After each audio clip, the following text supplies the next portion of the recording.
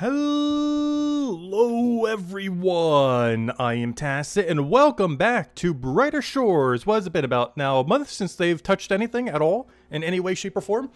But we are back because they finally did a new quest. I was definitely expecting one a little bit closer to the other one. We were kind of expecting one from chapter 2, but because they're completely reworking chapter 2 with the botanist skill, I guess they had to delay the new quest because it probably, incorporates the new botanist skill. So because of that, we actually got one for Chapter 3. This is technically, since they've been adding new quests, the first one that is member locked. However, I have never canceled the subscription, so we are still paying for that every month. So, yeah, we'll be able to go and do it.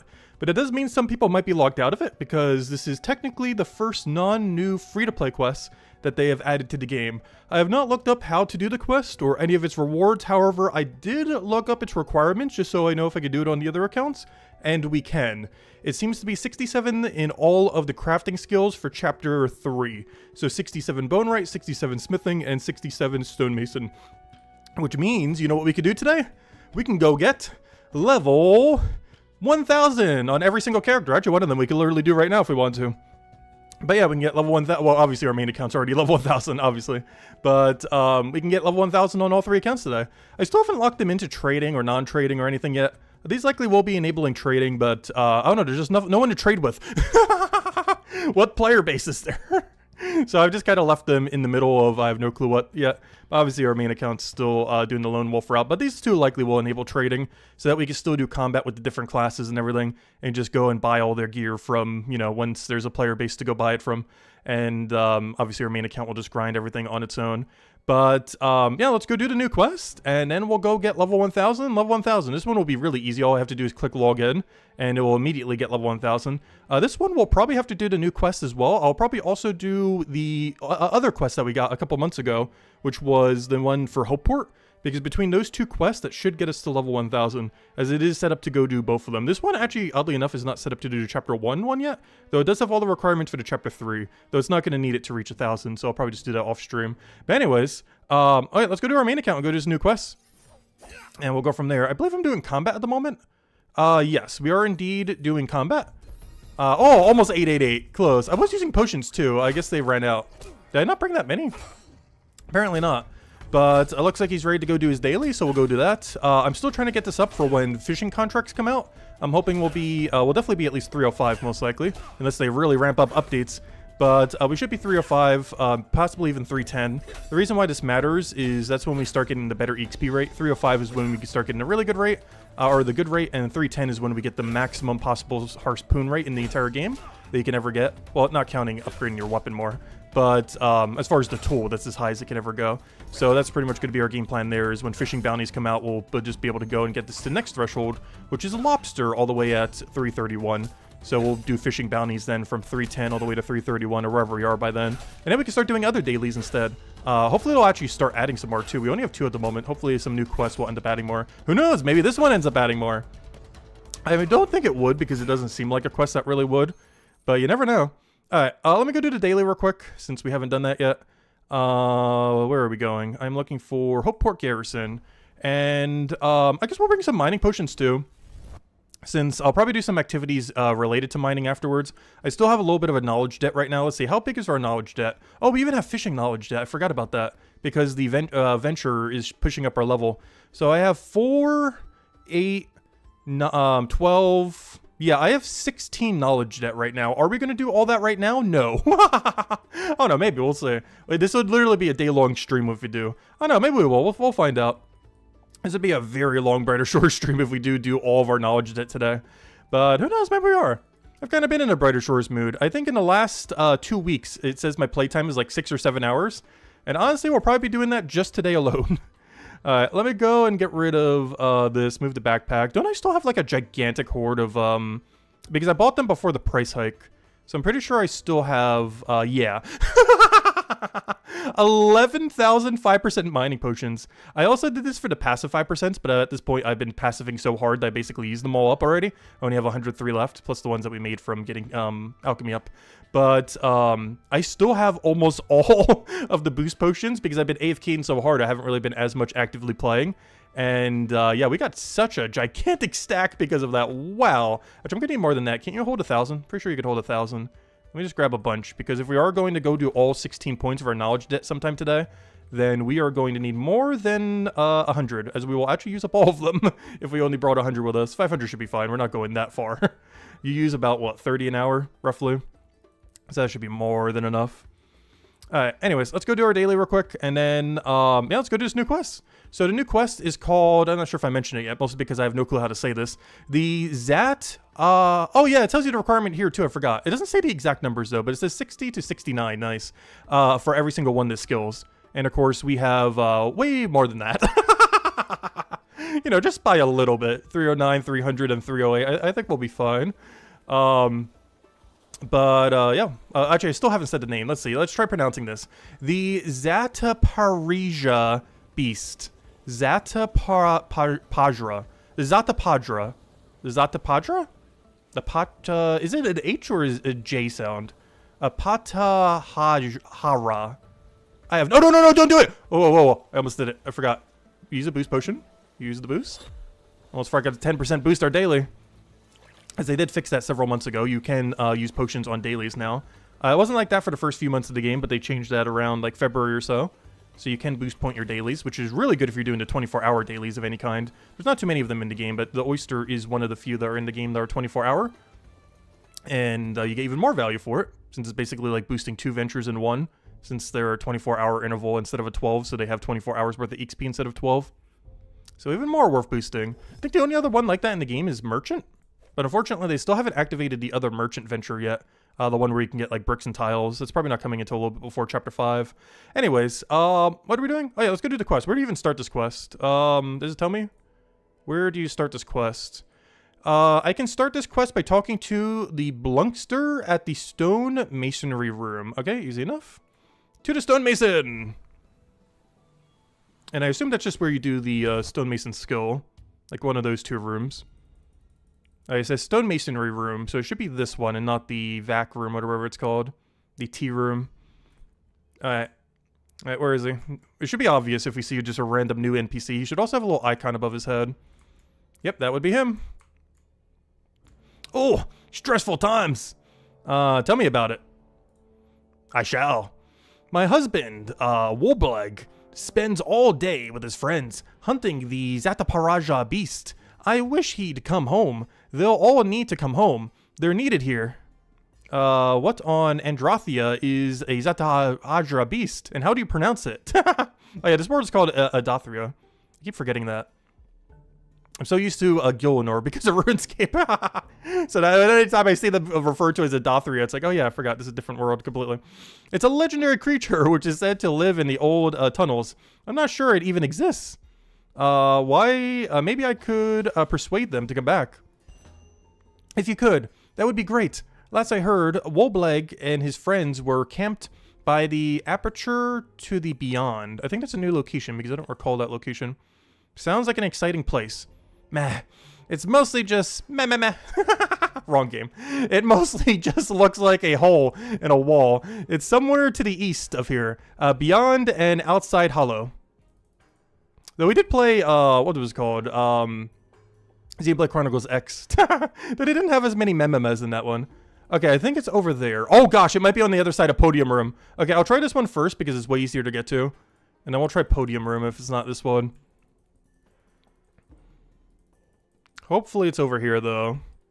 Because that means we have to go do the whole Podium Room puzzle again, which we're going to have to do at least once this quest. Though we could always tele back if we need to.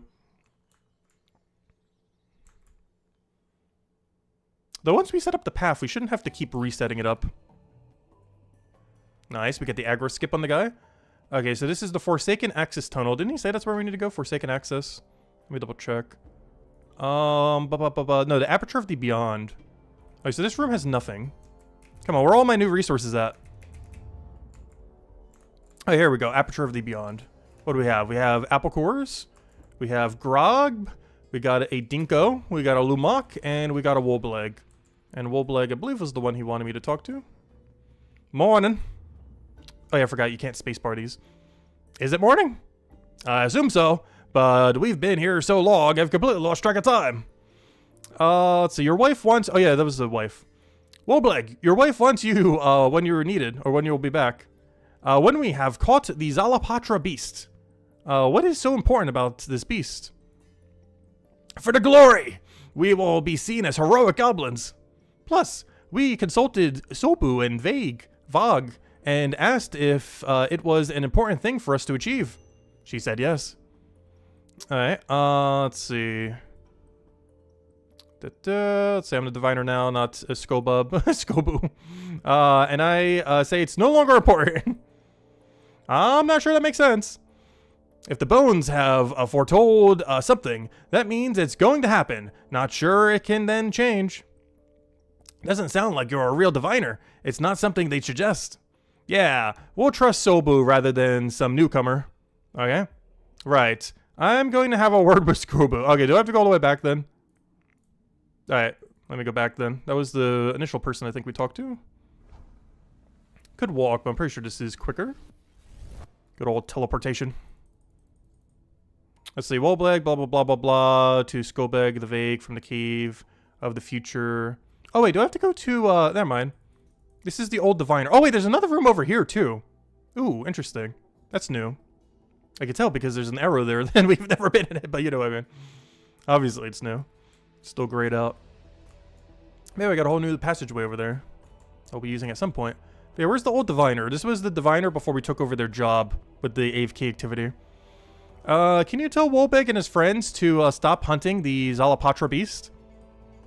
Why would I want to do that? The bones said it would be a good idea. They're doing it too obsessively. Their families and their jobs need them. That is, I suppose, a good reason, but I won't contradict the bones. I spent my whole life spreading the insights of the bones. I can't recommend ignoring them now. Of course, if they actually caught something, they would return home.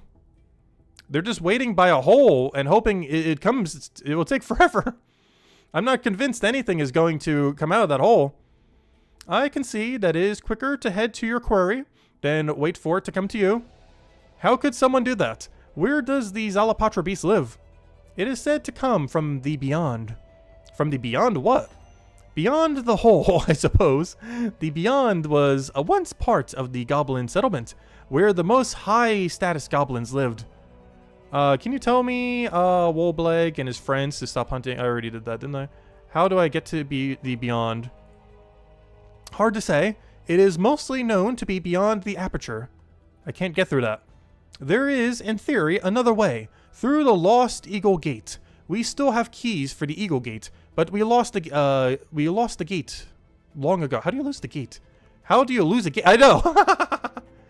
Things just go missing in this mine.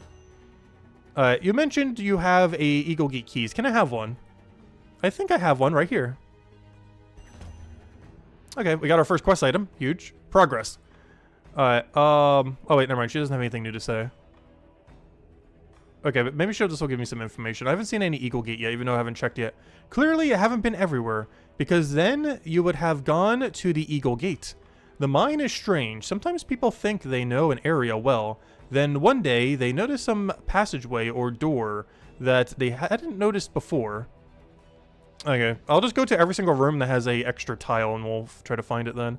A missing piece in your mental jigsaw of that's funny because the whole thing is set up as like a jigsaw because how the rooms connect together of the world that you haven't even realized was missing. It's always worth taking another look. Okay, we'll just go check every single room we haven't checked yet.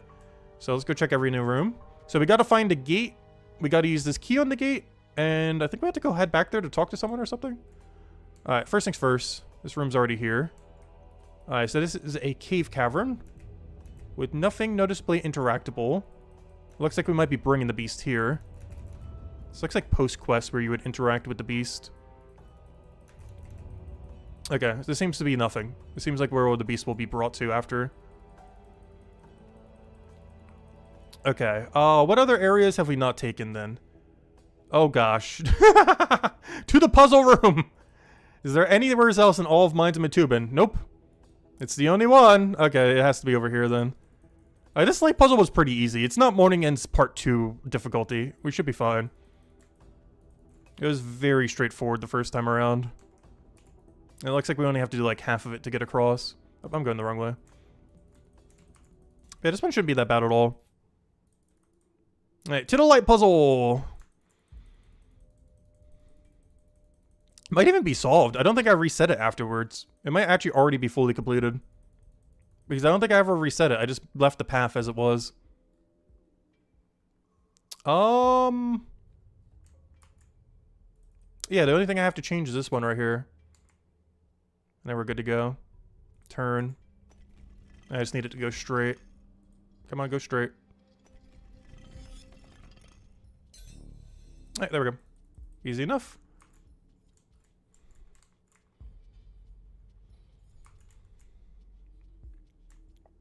Using his agility level. Alright, we got to Eagle Gate. Okay, that was easy. And then we use key on it. You can see nowhere to use the key on the door. Oh, that's a problem.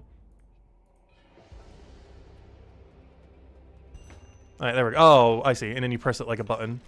It was kind of like that other room, too. The other Minds of Bitumen room was set up like that, too. Where you have to put something in the wall and then... Oh, gosh, we got a puzzle. Oh, no. Okay, I see a bunch of sockets. I see a bunch of symbols. A lot of sockets. Lot of sockets. Use item on. Oh, a strange device. Doesn't do anything, right? Wait, it does! So that's where this thing fits. What? Okay.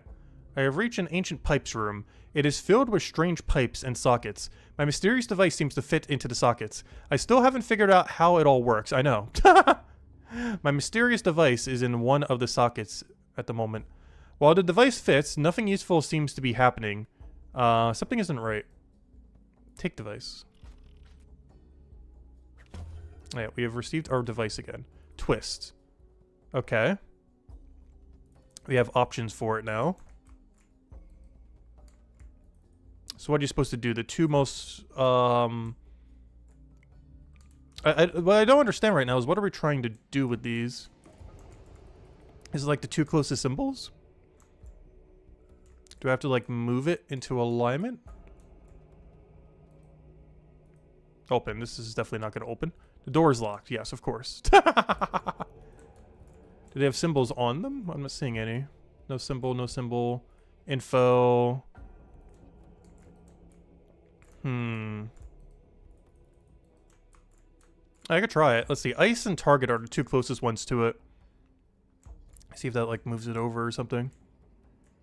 Actually, is there anything in different alignment? Wait, hold up. Yeah, what is it currently aligned to? Wait, I see. So this has this little symbol and this has an eye. What if I do eye and like spike spider or butterfly thing?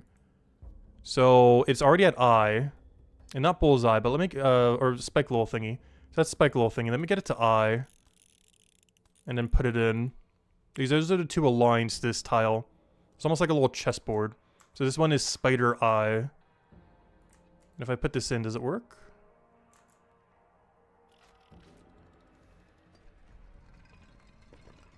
Oh, it's doing something.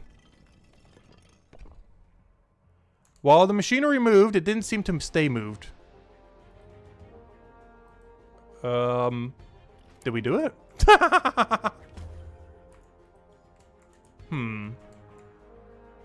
What do you mean didn't stay moved?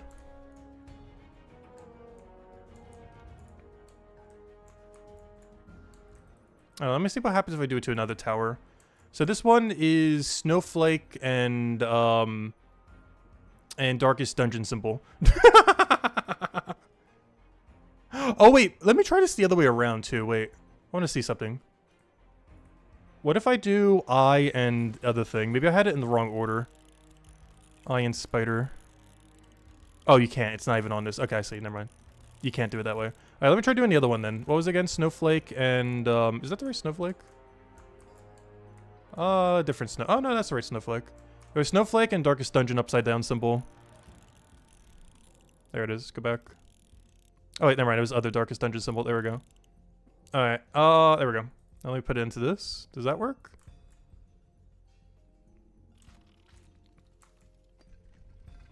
All right. So it moved again. While the machinery moved, it didn't seem to stay moved. I'm not sure what that means. Maybe I have to do it from the start. Oh, there's like something in this pipe. I think you have to do it from this one and keep going. Because it's gonna like water pressure. Okay, I see. Wait. We gotta start with this one. So I need to do circle and circle and prayer symbol. Oh wait, did I forget to grab the device? Let me go grab that. Take thing. Yeah, I see. It has like water in it. There's something bubbly. Alright, circle and circle and prayer symbol.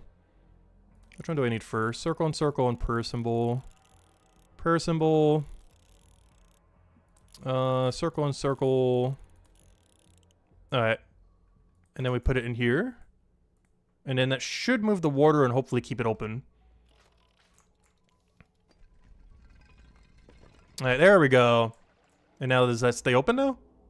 There we go. Okay, progress. We got it. Alright, now we just got to do this a billion times. Alright, we got the red axe and Mauritania. Alright, do I need to go grab it? Let me go grab that. I keep forgetting. I gotta grab it every time. Alright, what am I doing? Red axe and Mauritania. Red axe, Mauritania. There we go.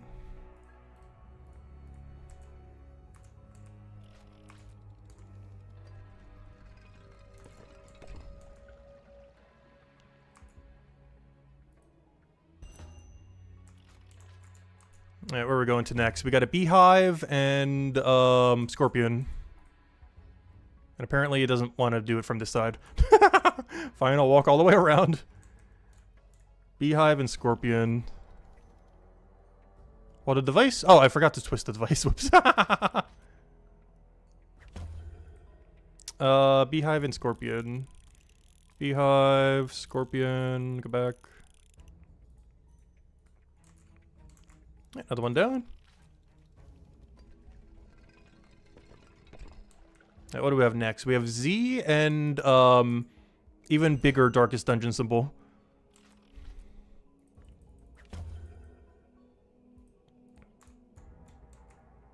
Oh, I forgot to twist it again. I keep forgetting that you can't twist it when it's in the device. You gotta twist it before you put it in the device. A big Z and Darkest Dungeon symbol, but bigger.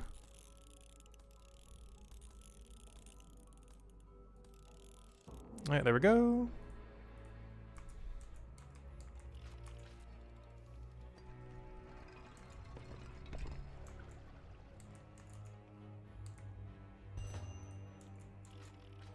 Alright, we got the red axe again, and an eye.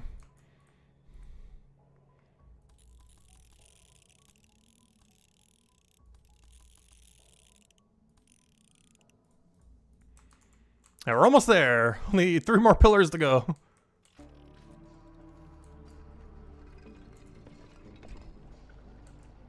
Alright, it looks like we got a cube and... Can't tell what the other symbol is. Where is it? It's trying to hide from me. Oh, grab the thing. Okay, we got a cube and a bullseye.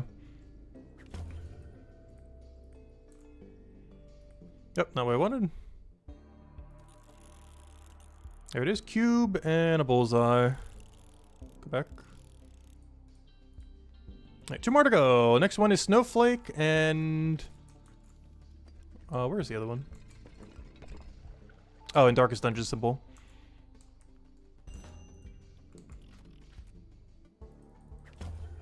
Alright, Snowflake and Darkest Dungeon. Snowflake. Normal Darkest Dungeon symbol except upside down. Alright, there we go.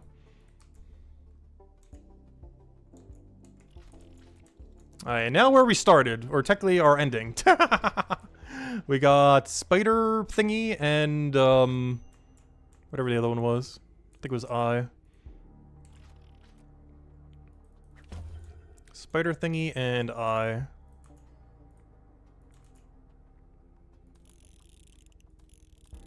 Spider thingy and eye. There we go. Now open door. Better not need a second puzzle. They better not do 3 of these.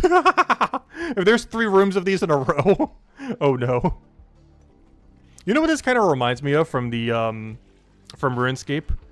The puzzle rooms of the Elemental Workshop, because they kept going up by 1 every quest, where you had like 1 puzzle, then another puzzle, then another puzzle, so on and so forth, and it just kept going deeper and deeper. I believe Old School RuneScape only goes up to 2. I think RuneScape 3 goes up like 4 or 5 or something.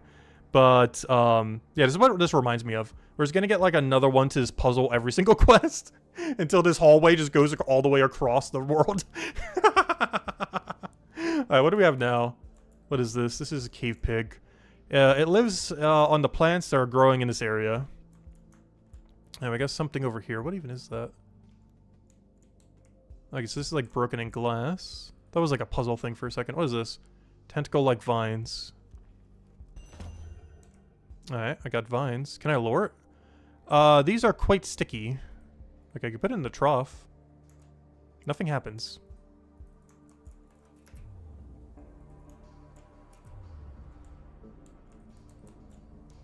Alright. Interesting. Maybe I have to do something to them. And we got a bunch of levers over here. This just looks like normal dead end. Wait, can I just walk down? Never mind. Alright, so I can walk all the way over there if I need to. We got a fern. We also got lever frag. Oh, I should probably go get those. That would probably help for the lever up there. We're gonna have to oh, I'm gonna have to smith this together, aren't I? This is a 65 or 67 stonemason smithing and bone rate requirement. Maybe an experienced blacksmith. Yep. You need, this is the 67 smithing check for the quest. Alright, let me go do that right now. What is this? You find a screw pin. It goes into the Zatapajra Beast quest inventory. What is this? Do I need to fix this too? What does this part go for? Okay, so I probably can't fix the lever right now, because I would need to go repair this. Like, I'm not sure if there's anything I need to do with this, but this we very obviously need to go smith. Maybe an experienced blacksmith could reforge this. Alright, let me try the southwest one because it's closer.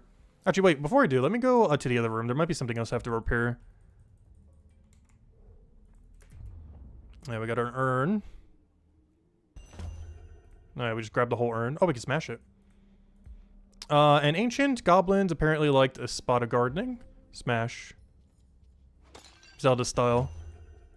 Alright. Did you just willingly smash up an antique? Yes. Craft. You don't have anything you need to make from these yet. Alright, so let's go fix the lever. That seems like the only progress we can get right now. So hopefully I could just do that at any smithing spot. I'll try the closer one first. Unless it forces me to have to use the deeper one. And hopefully we could just smith this on the furnace here. It almost sounds like we have to talk to someone, but based on the 67 smithing requirement, I assume we have to do it ourselves. Because if you just had to talk to someone, it wouldn't need the smithing requirement. Yep, there we go, perfect. Alright, good. You can repair it here.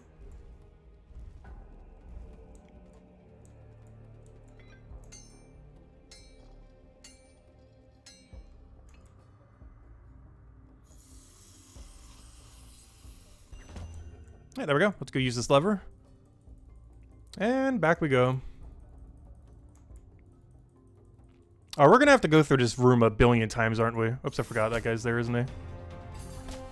Gotta go around him once. Normally don't head over this way. I'm so used to having to go through north that I keep forgetting that tentacle is there whenever you go east. Oh no, this is the right way. Let me see if I can set up this puzzle so I don't have to keep resetting it every single time. Just so we can walk through.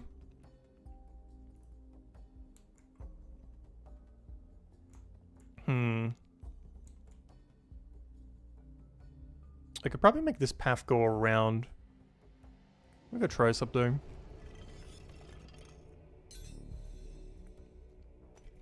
Does this make you go on both sides? Oh, that only goes back and forth. Oh, am I gonna have to go all the way over there because I didn't return the other one? Oh. Alright, let me go set this up so we don't have to keep resetting it then. Let me see something. Because he's only going one direction. Wait, that one doesn't even go all the way over there.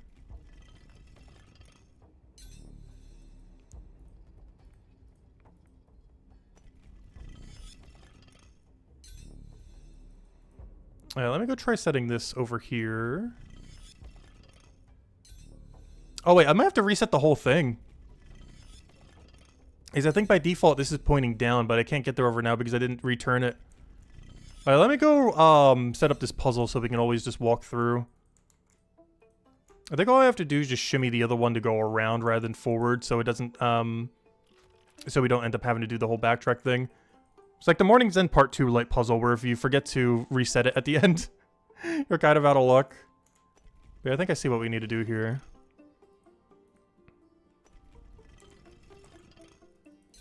Let's have to reset it since we kind of ruined the path when I forgot to reset it when we went through. So this one should go over here.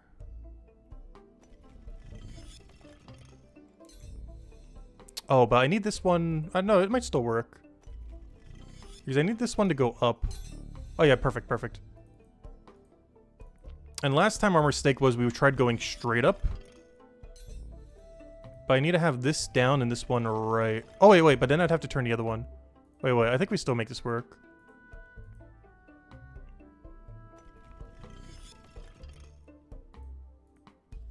Because I need this to go down and right. If I turn it again, will that turn?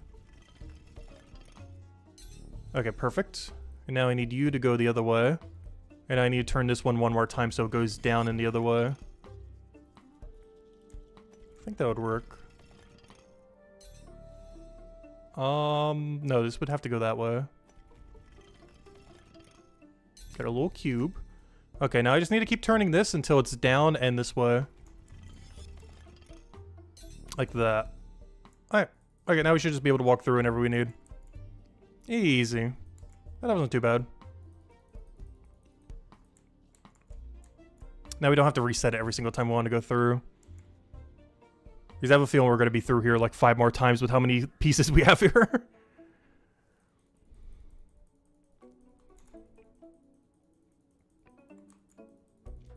And luckily we don't have to do this puzzle every time. It's just one and done. Alright, so we still have the boar here. We still have to put something in his trough. Oh, wait. Can I get through there? Oh, so just out of curiosity, I highly doubt it. But can I put this in here? No.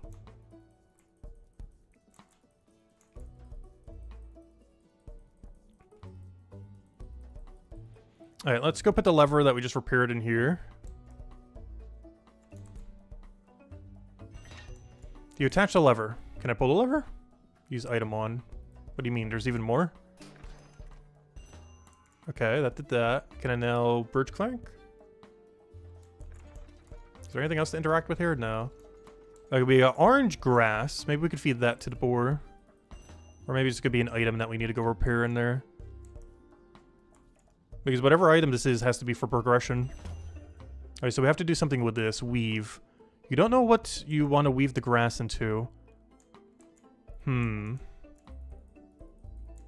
so this is the new unlock we got. So we definitely got to do something with it.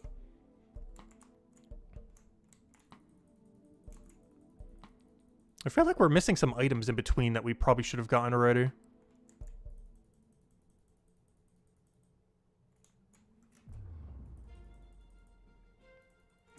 What does the quest helper thing say?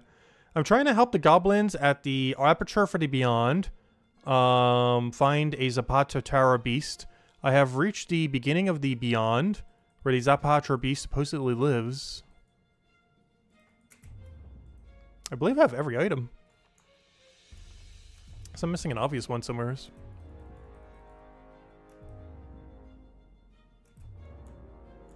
There's just nothing else up there. That definitely seems important, whatever we just got. The orange grass. It feels like we're missing some items, though. Because generally they're in the order in which you would have gotten them. This is likely the modified grass, the one after that. But what are these 2 items that we missed? Between key and the other thing. None of this is going to work. Already saw nothing happens with that. Nothing happens with that. Nothing happens with that. They all have an interactable, though. Oh no, this one doesn't. But the other two do. This one can be crafted into something, but we don't know what to make it into yet. This one can also be made into something, but we don't know what into yet. This room doesn't have anything, right? Oh, just a bunch of sockets. We already did the puzzle, just for the puzzle room. And this room, I'm pretty sure I had nothing all the way to the west. Oh! No, this is just to open the door.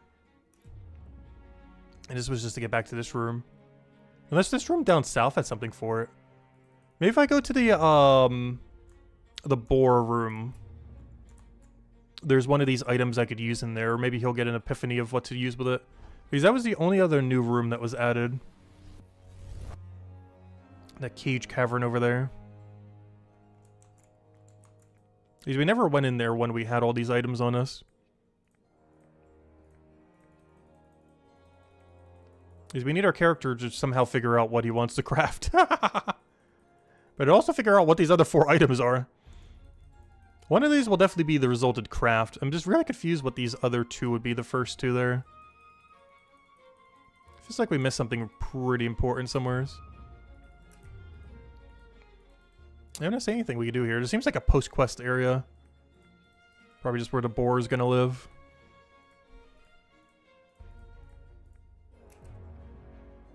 Maybe if I talk to one of the NPCs, they might know something on it. I'll go back to the stonemason room. And then back to where we saw the people with the boar. Oh wait, you know what? We could also do it in the fortune teller room, see if she has anything. We'll talk to all the 3 NPCs that have been relevant to this quest and see if they give us a craft of some kind. This might have new dialogue now. Goblins will come here when they are worried about the future. Invoke the bones to glimpse to a secret or two about what the future holds. Okay, this is our normal text, yeah. She's not going to be helpful. Let me go to the quest start location and let me go to the goblins that are waiting for the boar. As I may have items and or intel.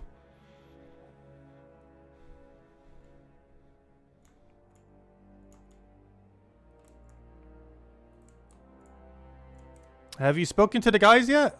Yes. They're reluctant to stop hunting these Zatapajra beasts, but there may be ways to get them to come home still. I hope so. They're needed here. I'd like to make some Zatapajra beast skills.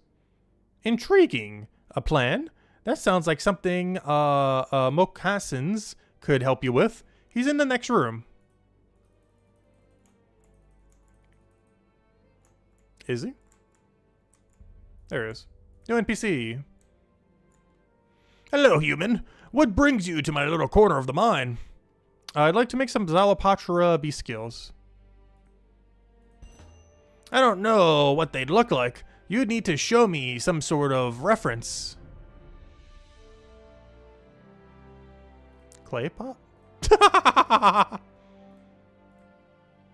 I'd like to make some Zatapajra beast skills. I don't know what they look like. You'd need to give me a reference. Do I have to make like a sketch of something? I don't have anything to make a sketch with. Oh, wait. We actually do. Where's our paper key item? Okay, if I go to the pig room, I wonder if I can make a sketch of it. Because even the quest thingy has like a sketch of the pig. So maybe I need to go to where the pig is and make a sketch with our notepad thing. But before I do, let me go talk to the guys over here. In case they give us anything. So that's one of the items we're going to need. We're going to need to talk to him to go get the skills. But before we do, let's go talk to the guys that are waiting here and see if they give us something else that we need for progression. Okay, let's see if we can get the aggro skip on the skeletons. They move pretty slow, so we should be fine. Oh yeah, he's way too far away, so we don't even need it. Alright, nothing in this room. Nothing in this room but the NPCs. Oh no, apple cores! I never grabbed these earlier. Nice. You take the apple cores. They go into the Zatapajra beast inventory. Hey, thanks for tidying up the trash. Alright, there we go. Is there anything else in this room? Alright, nothing. Seems like there's still one item we could have gotten beforehand. Which maybe one of these guys gives to us then. Yeah, that's the same dialogue from before. What are you guys up to? Let's see. Your wife wants to know where you've been, when you'll be back. Okay. What are you guys up to? We're hunting a Zatapajra beast. Most of you seem to be standing around. What is the Zatapajra beast? I'll leave you to your endeavor. Oh yeah, let's see. Zatapajra is a ferocious, hideous beast. It has the body of a pig. Green, sticky tentacles on its back. Okay, that's what the vines are for. It has an orange mane. That's what this is for. Hold up, hold up. We're getting all the intel. This is for the tentacles on the back. This is for the orange mane. Okay. Can I craft them now? No. Weave. I want to weave it into an orange mane. What do you mean we don't know what to use it into? You just told us what to use it into. Let's see. We already saw this dialogue earlier. Alright, we already did all that earlier.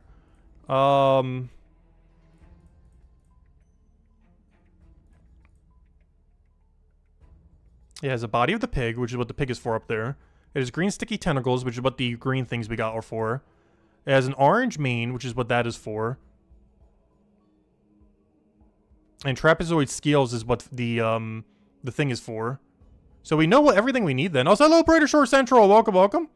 Oh yeah, we've still been keeping up with dailies. We just haven't been streaming it every single day. I've kind of just been doing it when they do new content, but they almost do like no new content. But yeah, we're trying to do the quest right now blind. And we got the intel of what these 3 items are for. I'm just not sure how we do anything with them. Also, it still feels like we're missing an item. But those apple cores, we could probably, since I didn't grab them earlier, we could probably move those apple cores into the bin to move the pig over. It also seems like I might be able to make a sketch of it now. Because I kind of forgot about our notepad thingy that we have in our key item inventory. So I might be able to go to the pig and make a sketch. Actually, wait, before I go all the way over, let's see if I can make a sketch in this room. After talking to them about it. I highly doubt it. I'm pretty sure I have to do it in, like, the pig room or something. But they do tell me what it looks like. Nice, got aggro skip on the skeleton. Yeah, this is what our stats are sitting at right now as far as all that. Still been keeping up with dailies. Our fishing has been skyrocketing because of the fishing daily. Since the 24-hour check. Alright, let me go double check this. I want to do this. And then see if immediately after I could do this. No, okay, I can't. Let me go try it in the pig room. If that doesn't work, we'll try the new apples that we got, because I didn't grab those the first time around we were here. I still feel like I'm missing an item, though. Because the quest log thingy shows a really early item that I don't have. Like one that we should have gotten pretty much right when the quest started. Because generally they're in order in which you get them in the quest. This final item is probably everything we need to go put on the pig all the way at the end. But it feels like we're missing a really key item that we should have gotten really early on.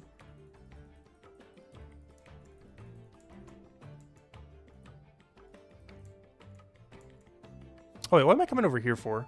I need to go to the, wait, why am I going all the way back here? Well, unless... No, I highly doubt we have anything more I could do with them. I feel like we're still missing one item before we can talk to the guy for all the things. Even though we know what we need to go use them for. Also, I'm going the wrong way again. Where am I going? Keep forgetting that the cave is over here. Keep thinking it's connected to the other area, but it's right over here.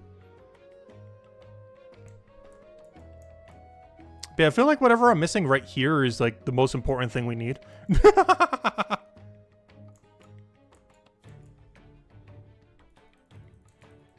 let's go back through here.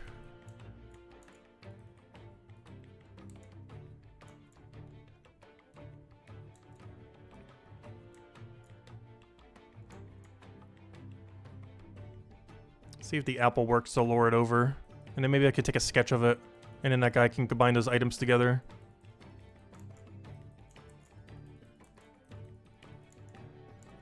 Oh wait, never mind. This was a strange device. I just forgot to pick it up at the end. Never mind. We already have that item. It's already been fully used up. Never mind. I just forgot to re-grab the strange device. Let's see what happens if we put the apple here. Yeah, it looks like it's been used up now. Alright, there we go. Use item on. Yes, I can. Perfect. I just put it on him. Alright, use item on. he still doesn't know what to do with them. Can I take a sketch of him? No.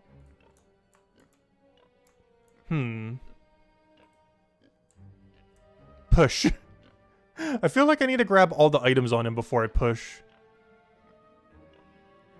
What happens if I push him like this, though?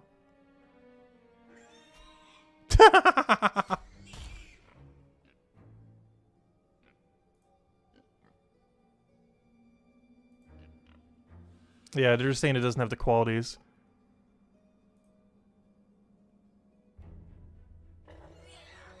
Alright, hopefully we get a new pig. Pig, come back. Alright, good. It comes all the way back. Alright, I pushed the thing in the hole. Where the Wobleg and his were camped. I wonder what they made of that. Okay, so maybe now is when we get the recipe for it. I was gonna tele back. Because now we'll talk back to him. And then they'll re-mention the skills and re-mention the main, and maybe our guy will then figure out, hey, you should probably go craft those. Still feels like we're missing an item somewhere in between, though. I feel like we grabbed everything from that area, though. Unless the scale is just going to backtrack. Because the scale I need the goblin to go make.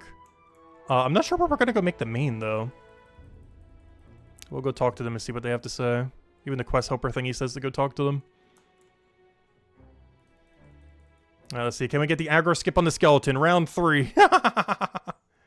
Or 4. I'm not sure what we're up to at this point. Oh, we're fine. Didn't even grab aggro yet. Don't even need to walk under.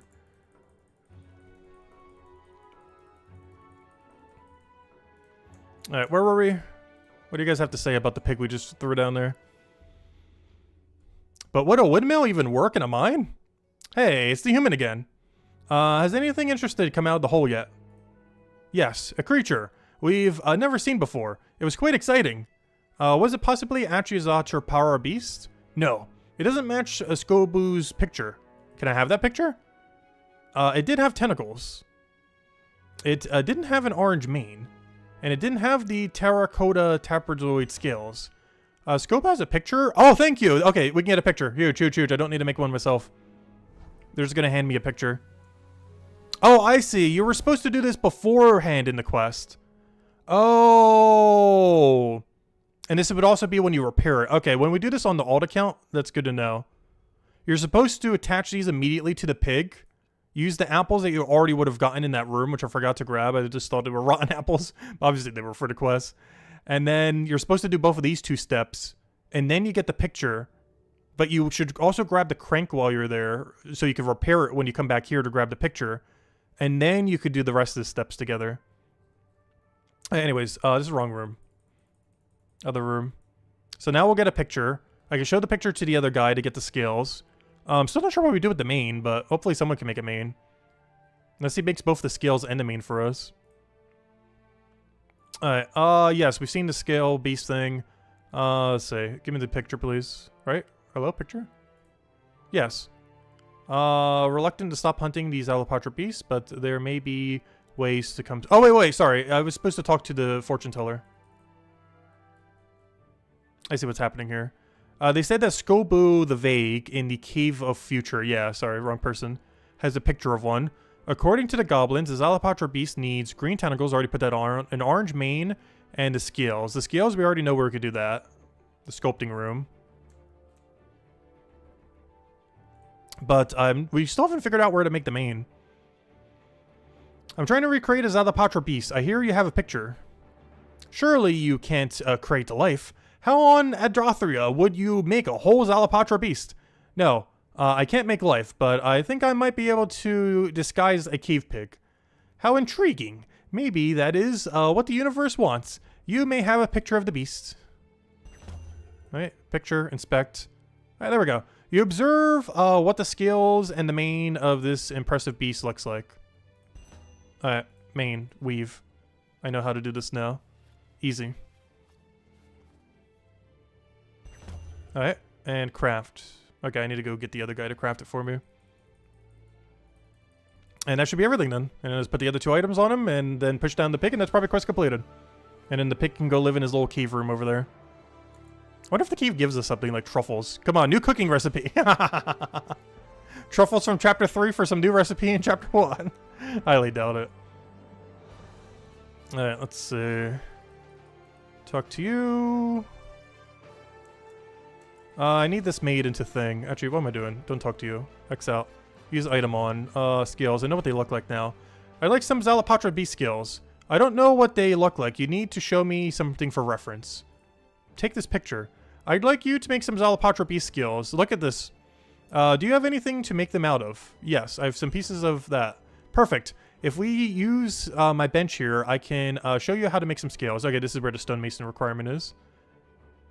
67 stonemason.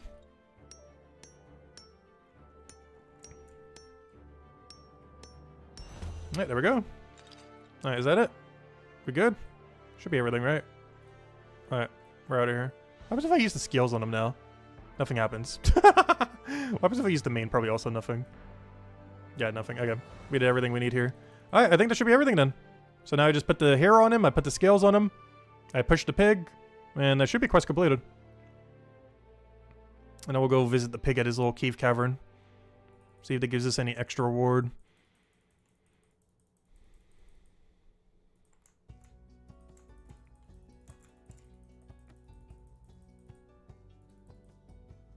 But that quest wasn't too bad. If you already know what to do, this is like a 10-minute quest. Because you would only need to backtrack, I think, twice. Because you would make sure to grab the apple the other time. Then you would put the tentacle on him and push him.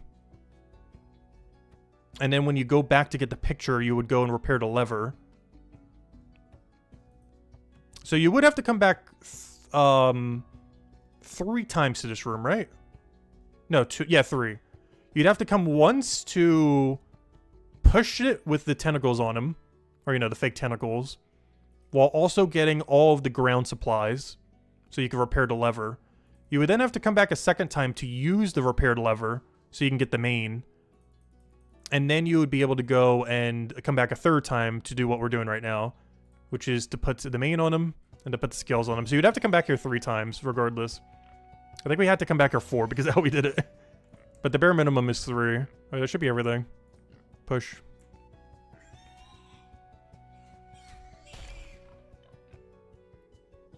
And you'd have to come back to this room 3 times as well. The initial time, the second time where you get the intel about the picture, and the 3rd time where we probably have to talk to him after this pig.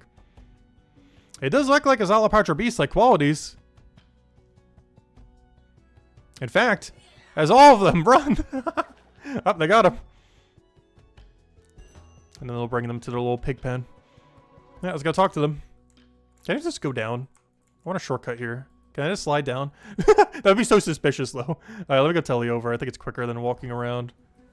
Which I'm not sure. Actually, it might just be quicker to walk around. We'll take the scenic route. Not too often we'll be back here unless they add another quest through this area. This might be the last time we're here for, like, the next year. Unless they keep expanding this area. So we'll take the scenic route. There's nothing over here resource-wise you need to come back for unless they put another quest here. There's all just quest area.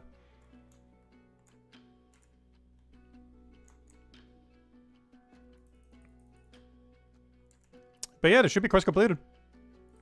And then I'll probably go get level 1000 on the 2 alts, and then we'll go start repaying some of our knowledge debt. I'm not sure if we'll do all of it, because it would take about 5 to 6 hours if we were to, which would be very long, but I don't know, we'll see. I'll definitely go pay off some of it. Because I think we need 16 knowledge points right now. Potentially even 20 from the levels that we'd get while paying off the debt. Actually, when did we get the next passive? Never mind, we wouldn't. If I did just mining, we wouldn't get anywhere near close enough. Let's go talk to him. Hey, look, we finally caught the beast. They said we couldn't do it. They won't be laughing at us now. Will you be going back to your day jobs now? Yes. Tell my wife to put on a brew. Woolbleg is coming home. Info. Very much like a Zatapajra beast, but actually a cave pig. Alright, do I just go talk to her now? Sounds like a talk to her angle.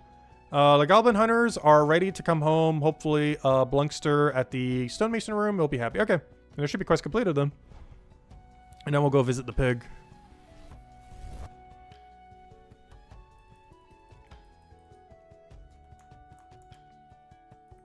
We're also probably going to get some amount of EXP. This will matter on the alt accounts, but for this account, I highly doubt we'll even move up a 1/4 of a level.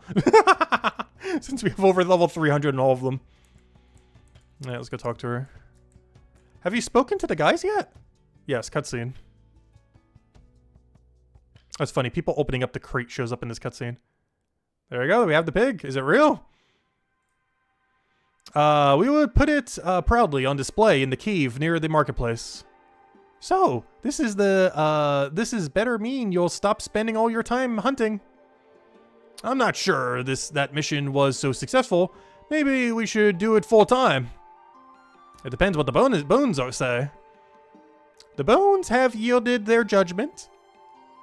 That will result in doom and disaster. You should advert from this path at all costs. Thank you, Oracle. Thank goodness. Alright, there we go. Use the Goblin Armory Merchants. And 60k in all 3 skills, which is basically 0 XP at this point. We're a little over leveled for that. What does it mean by use the Goblin Armory Merchants?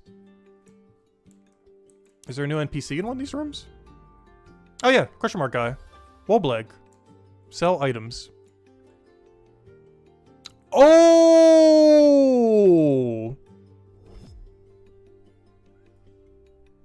Wait, can I sell anything to him? Hypothetically. This is a smithing item. Can I just sell it to him like a normal merchant, or does he only take stonemason items? Yeah, this is huge. Wait. You don't have to teleport all the way back to Hopeport a billion times anymore. Sell items. Yeah. Sell all. Looks like it'll let me. Sell, confirm. Oh, that's huge. They don't even have to be stonemason items. So obviously you generally would be selling stonemason items to them. But these are smithing items right here. Alright, so one of these is in every room now? Well, I guess there was 4 merchants, so yeah. This is Wolbleg, which was her wife. I mean, his wife. I mean, her husband. Is it in the other room too, or just one, right? But it makes sense. This is the room you'd be crafting in. So yeah, there was 4 merchants. So does every single one of these have one now? So there should be some guy randomly in here that will be, where you can sell to as well. And then the other 2 rooms. One in the bone right room and one in the other smithing room. Yeah, there he is. And they all assumably just the same shop. Yeah, it has the standard buyback. It has the sell. Or it's just like the chapter 1 guy. Still doesn't have buy items like chapter 4 guy does, but yeah, that's huge. That saves a lot of time. And now you don't have to do weird inventory management either, where you're like juggling them. Though the extra storage doesn't really do much now that you would otherwise have. But yeah, now you no longer need to keep all your junk. You just immediately sell it every time and just keep all your 3-star stuff. Yeah, that's huge. That will really help speed up all 3 of these if you're not just AFKing them like crazy. Alright, wait, is the pig not in here? Oh no, there's the pig. Hey, I want to go pet the pig. Do you want to let the pig out? Yes. Sorry, I got you locked up. Be free.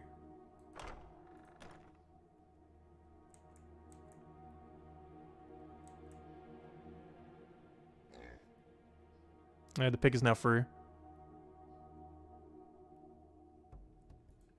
Interesting. Alright, well now we don't have a pig in there anymore though. -1 pig. What happens if I go back to the cave now? Wait, I want to go check. I kind of just freed the pig. I want to go check on the pig now, and I want to go see the other armories just to go and get their question mark out. Yeah, now the pig's back in his natural habitat over there. I want to see if there's any other interaction I could do while he's back in his normal place.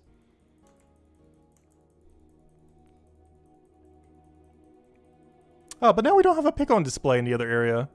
I kind of wanted him there. Because now if I push him back, he's probably not going to go back. I just want to see if there's any kind of reward if we go talk to the pig now that it's back in nature.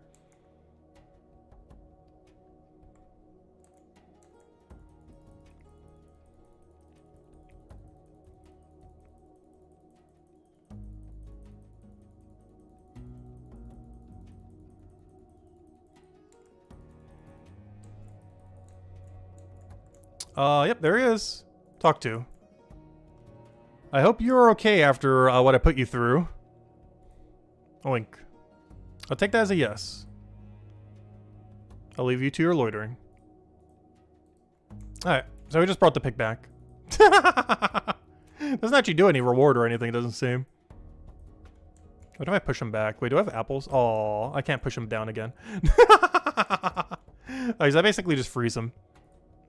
Alright, anyways. Let's go talk to the other two merchant guys then. I'll do the bone right one last.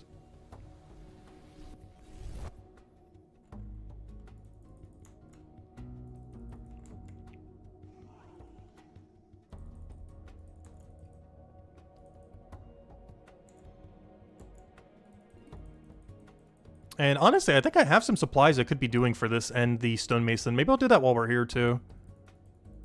I didn't grab too many because I've mostly been AFKing it. But I believe I have a couple hundred of green orb I need to go process. Of all this Adathril here. I don't need to mine it anymore though, because now we're up to the mine carts. I haven't actually touched the mine carts yet. But I have AFK to it, so this is one of the activities I actually want to go do today.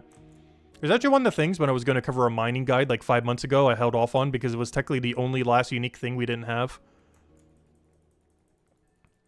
At this point, we're definitely waiting until closer to launch to do any guides, though. Especially with the level 50 shift happening in probably a couple months. Alright, where's the new merchant? He's a little far away, but better than going all the way back to Hopeport. Alright, how many of these do I have? 118, not a lot. Enough to go process all of them, I guess, real quick. And then we'll go to the other merchant, and then we'll go do, I guess, a little bit of stonemason or mining. I'll go process these real quick. There's so few in there. That's like 20 minutes worth, not even. Because I want to get at least one set of knowledge points so we have an AFK activity tonight. Bare minimum. I'm not going to do all that right now because I do want to go to the other accounts and go get 1,000 all. So actually, maybe I should go do that now. I'll do this inventory and then I'll go to the alt accounts to go get our 1,000 all first. Before we start pushing knowledge points. Because pushing knowledge points is going to take forever. So I'll just finish up the inventory we're on and then I'll go do the knowledge points then. But yeah, I will craft these into something just so we can go see the whole process, though. Because the process would be you process your bars, you then make stuff out of them, you then immediately sell them, store away whatever 4 stars you want to keep, or juggle them on the ground until you want to go and pick them up and then store them. And then you're good to go and just keep repeating that. So you never need to leave this room anymore. You're never forced to have to go back to Hopeport or somewhere else. It's really nice. I would say that's about a 5% increase on XP per hour. Somewhere's around there. It's hard to do the exact math on it. I'm pretty sure that's around a 5% increase to all 3 of these skills now. 5 to 10%, probably closer to 5. Because now whenever you fully fill up your inventory, you don't have to go back to Hopeport. Which I believe you had to do about twice per hour before. And it was really annoying with this place, because this place is by far the furthest one to get back to. Because before you'd have to teleport all the way to Hopeport, go all the way from there to go sell, whereas now you just walk a few inches. Then from there, teleport all the way back to Mine Deep to then go all the way back up here. But now you just stay in this room forever. And if you need to sell, you just talk to that guy, which is a few feet away. Yeah, it's really nice. It definitely helps this room more than all the other ones because the other ones weren't that bad. Like, it's still further than it is now with the new merchants. But the portal was, like, right there, so doing these two weren't that bad at all. But Bonerite was also kind of annoying because Bonerite room is all the way over there. So you have to go all the way to Hopeport, teleport back here, and then walk all the way around to get over there. Alright, let me go process these, and then we'll go and sell them right there then. At our newly convenient shop. And then we'll go get the 2 alt accounts, the 1,000 all. One of them we literally just have to log in for. The other one, I think we have to go do 2 quests for. One of which we just did, so we'll do a little bit of a mini speed run of it. And then the other one is, which I'll probably do first, is the Lost and Found one. Or not Lost and Found, whatever it's called. The one from Chapter 1. The most recent one they added before this quest. The Missing Fisherman. So I'll do Missing Fisherman on it, and then I'll go do the one we just finished, the Zatapajra beast. Which should be way quicker than how long we just took to go do it. Since now we know the puzzle and everything. So it should be at least 3 times quicker. But that should also bring the other account to level 1,000. But we'll just finish up this inventory and go head over there then. Just want to test out the new merchant now that we got him. But most of these are still going to be AFK'd. Particularly Bonerite. Bonerite is just free money the entire time that you're passiving. Like, the last time I made an item was all the way at 206. Forget what we're pushing for, but that was the last time we made an item. Everything else has just been AFK activity for it. Whereas smithing and stonemason, you can see we basically made every item because you actually have to train them some manually. But bone right, you can literally just AFK all the way to 500.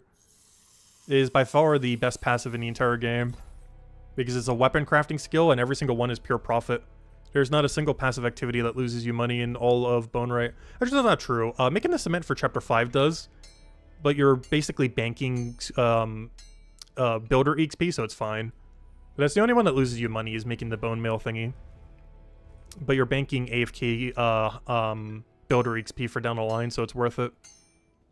But everything else is just pure profit under bone rate. Hello, Chad! Welcome, welcome, welcome. Alright, we'll finish making these shields and then off to the other account then.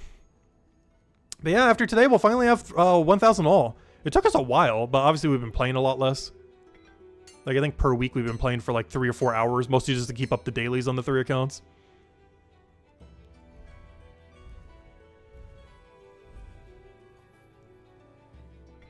But we have finally, as of today, reached 1,000 all 3 of them.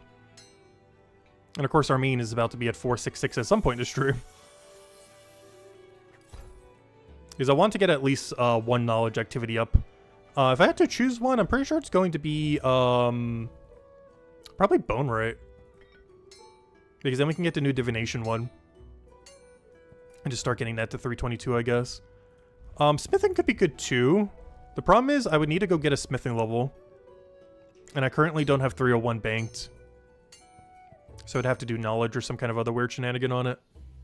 Because I need 301 for the next activity. Oh, we didn't get a single 3-star yet. Come on, 3-star right at the end. But yeah, now the way that you would do this, instead of going to your storage, like what you would have done before, if this was your inventory of just all 1 and 2 stars, what you would have done in the previous system is you would go and use your quartermaster spell and then plop all of these in there. However, you don't need to do that anymore unless you have a 4-star, or a 3-star, I mean. If you get a 3-star, you will. But if you just get all the junk 1 and 2-star stuff, all you have to do now, instead of going into Storage Rift, which takes even longer, all you have to do now is just click sell on this guy. And just sell everything. And if you do have your 3-star, you just put it into your quartermaster thing then. And that's it. And then you just keep doing that again. Then you go grab your bars again, or your ores, go and make them into things, go make it into things, come and sell to him, Storage Rift your 3 stars, and then you're good to go. Like if we got a 3-star right there, we would just go and put the 3-star in. Because anything 3-star or higher doesn't automatically get sold. So you would just put that in, and then boom, you're good to go. And just keep repeating that over and over again. But yeah, that's a really nice buff. That's at least a 5% buff for all 3 of these. If you're actually doing it actively and not passively. Yeah, it's nice. Because you no longer need to teleport to Hopeport ever. Alright, what is this thing showing me right now?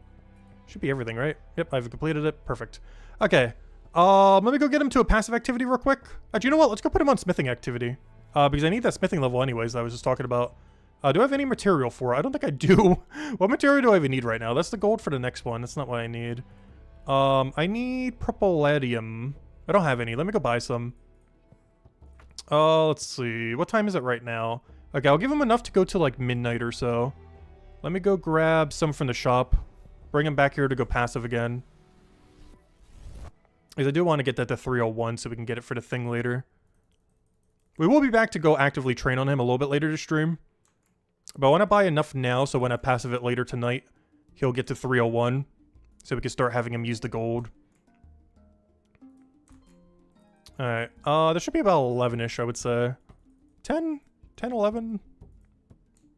I'd rather get slightly too much than not enough. Let me get 11. This is the right one, right? Yep, 280. This is the most recent one, right? Yep, okay, that'll be fine. Give me 11 just in case. Pretty sure that's slightly too much, but rather have slightly over than slightly under.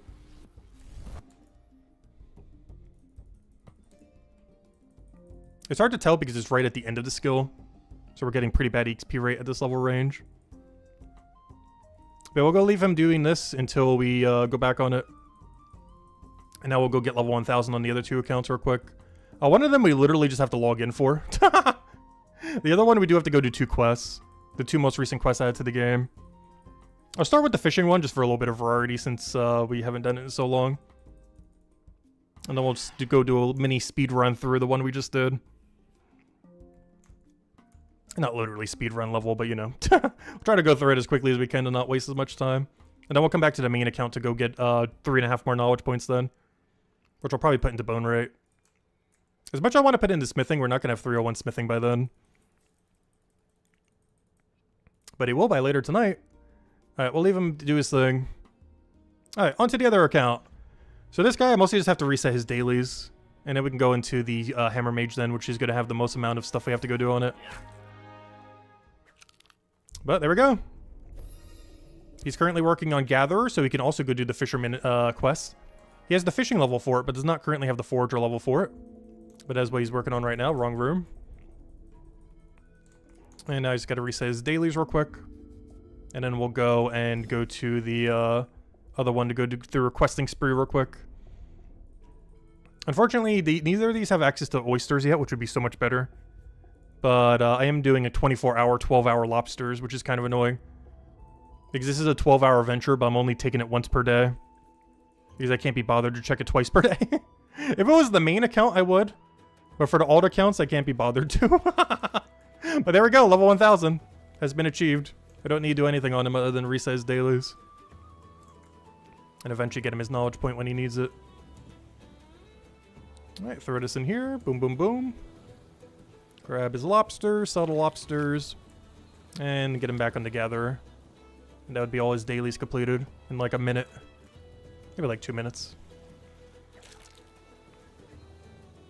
But that's what I've been doing on them every single day. They log in, they get their knowledge point if they need a knowledge point, which he currently doesn't need one. Run through their dailies real quick, get them their knowledge point if they need it into whatever skills they currently need. And then right back to AFK and they go. That has been the daily cycle for them for the last several months. And hey, they both got to level 1000 doing that, not too bad. And right back to Gather he goes. And that is daily reset. Easy enough. Took like 2-3 minutes. And now he's ready for another 24 hours. Alright, anyways, onto the other account. Alright, 2 of them to 1000. 1 more to go. We got 1000, technically 4065. Another 1000 and 993. So now our next goal is to get this to 1000. Which I believe completing the 2 quests should pretty much almost already bring us there. So I gave it this so we could start working on Merchant. I've been actively doing Merchant while AFKing this recently. Or at least most recently. Just because lower level Leatherworker doesn't really do that much for you. So I've actually started... I was originally going to train it manually. But I figured we just skip through it with passives. So let me just go sell all this stuff real quick. Reset its dailies as well. And while we're down there, we go do the quests. Because it needs to go reset its dailies also around where we need to go start the new quest. Or the other new quests. Because we'll do the 2 most recently added ones then. The Fisherman one and the one that was just added yesterday. Oh yeah, the reason I wasn't able to do it yesterday, by the way. I did have a dentist appointment thing. It was just a checkup thingy. But, yeah, I was kind of busy yesterday because of that. I could have technically done it later in the day, but I just took a nap, so I was like, I'll just get a rest and do it tomorrow. Which is why we're doing it today, instead of yesterday, because this quest actually did come out yesterday. I was just kind of busy yesterday. It was like right smack in the middle of the day, which kind of divided up the... I normally like doing these streams around noonish as far as starting them. Obviously, it doesn't have to be exactly at that time. But it generally is around the time I tend to start them if we are going to do one. Around noon and just go for however long we go for. But I've still been enjoying Brighter Shores. I've still been playing for a long game at this point. Mostly just keeping up with dailies until, you know, stuff actually comes out. But obviously, whenever content comes out, we'll be doing it. Because I do plan to play this game for like years upon years upon years. My current daily playtime is literally just do dailies, but I do plan to play more once they start adding more substantial content. Like the combat rework, Chapter 5, whatever they're going to be doing with all the billion rework soon. With all the new mini-games and everything else. I think the next big one is they're reworking Gatherer into Botanist. It's why they did the 3-star quest now instead of some of the 2-star quests. As they likely need the Botanist skill to be in the game before they can release any more skills to Chapter 2. Which is probably why they skipped from Chapter 2 to Chapter 3. Because I think originally they wanted to get all the Chapter 2 skills in there, but they haven't finished changing Gatherer into Botanist yet. Which is likely the next really big patch. Alright, let's go do his quest. See if I ever remember how to do it. And then we'll go do the one we literally just did, the new Beast Pet quest. And that should get us really close to level 1000. Even though our main account gained almost 0 levels, or literally 0, This one should gain a lot. Like, there should easily be a level up for blacksmith. Probably one for bone right. Probably not for stonemason, though. I should make a check. It was like 60-something XP. Yeah, it's not enough. There's a lot of XP, but not enough. And this should also be a fishing level and a foraging level. I'm not going to bother reading it since we went through it last time. Oh, yeah, I should probably go double check the quest helper thingy, though. How can I help? Blah, blah, blah, blah, blah, blah. Okay, where's the quest thingy? Fisherman. Let's see if I remember this quest. But yeah, this is the one that gives you... Oh, yeah, we'll finally get to see what this looks like in a somewhat fair battle as well. Because we were way over-leveled on the main account. Whereas at 144, we should be quite a bit more matched with the enemy. Let's see. What am I doing right now? Starfish Point. Oh, yeah, I gotta go interact with the boat. Before I interact with the pirates. There's like a capsized boat over here.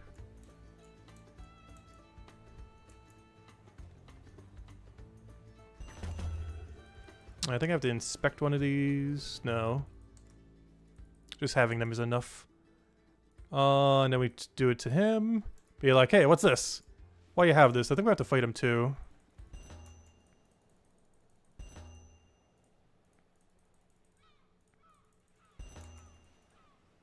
Alright, let's go whack this guy real quick. Level 88 should be pretty free. I forget what level the quest boss is. I want to say 100 something. We're at level 144, but we're also really under-geared. We're in like full 1-star stuff. So we'll see if the boss fight is a little bit more even. Still no repeatable bosses in the game. Can't wait till they finally get some. Alright, tell me about the hideout. Tell me about the chest. Oh yeah, I completely forget the chest combination. I'm going to need to check the wiki for it. Where's the chest? Let me do that now. There's like a chest somewhere over here. There it is. Alright, where's the wiki? I don't remember what the combination is. You don't know how to open this chest? What do you mean? Yeah, you do. There we go. Wiki, I need help. Oh, we still have it open from when we did it months ago. That's funny. What is the combination for this chest again? 1920.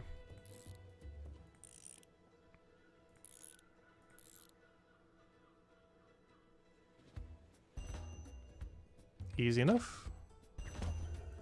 Okay, I believe I had to get one from you and something. I don't remember what I had to do with you.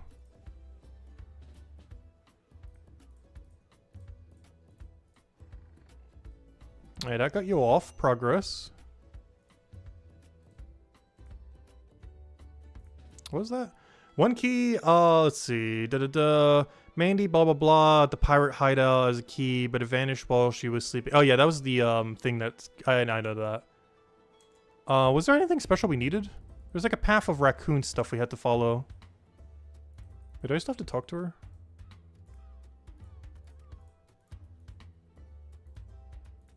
Yeah, there we go.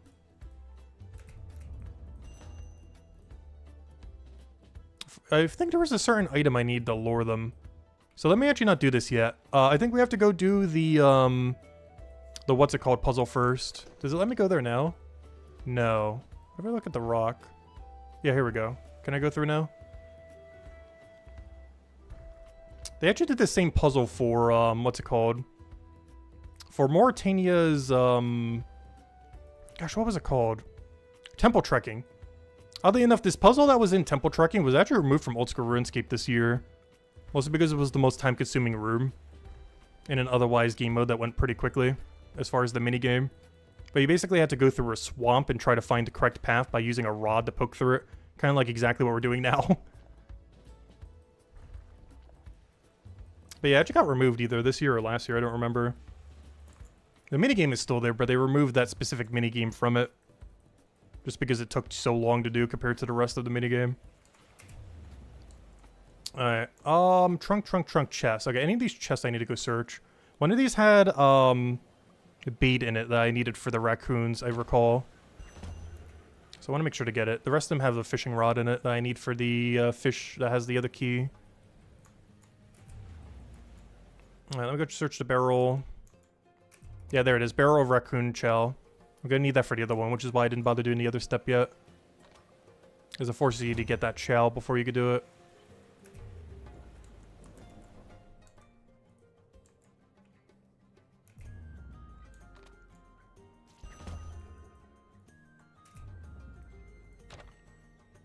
Alright, these are just normal loot chests. Wait, is that all I need then? I could have sworn there was like one more I had to search. Yeah, there we go. I feel like I'm still forgetting one. Or maybe that's the thing I need to go do with the raccoon. This also gives them a really good turn-in point for whenever we do Chef. It's actually the most profitable turn-in point for all of Chef.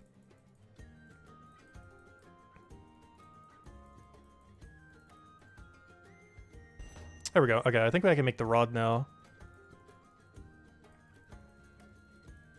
Yeah, that should probably be all the dialogue we need.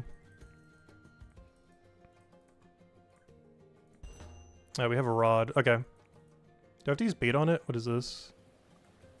I think I just go to the fishing spot now. And that should be the other key, and then we just have to do the raccoon spot then. And it should be quest completed. It's a pretty quick quest if you know what to do already. It is an insanely quick quest. Took us at least like 5 times longer than this the first time around. Especially because we didn't realize the raccoon food was over here first. Because I was trying to do the raccoon part and then it was like, you kind of get dead-ended.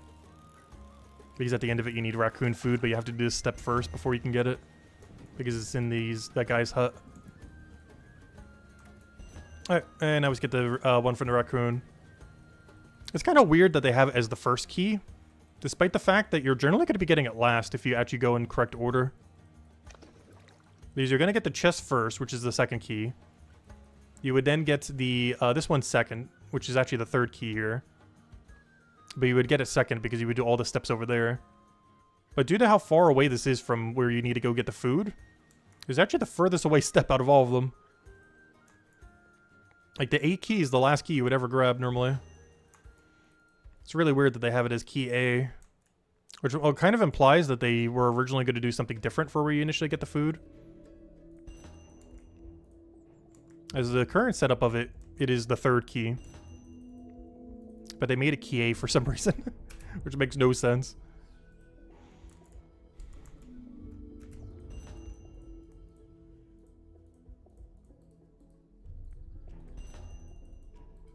I'm not sure if I actually have to be investigating this path. Because we already know where it is, obviously.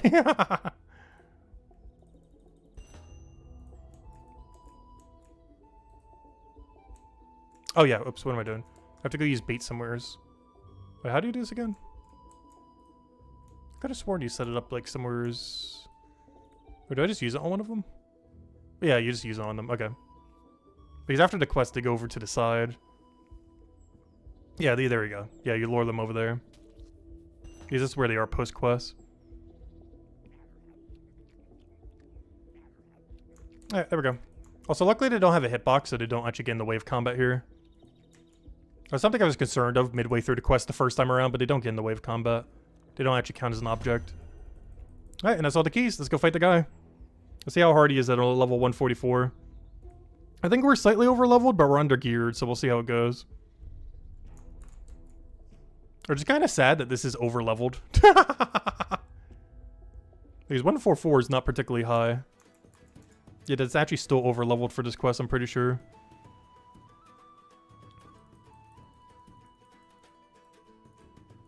Yep, wrong item.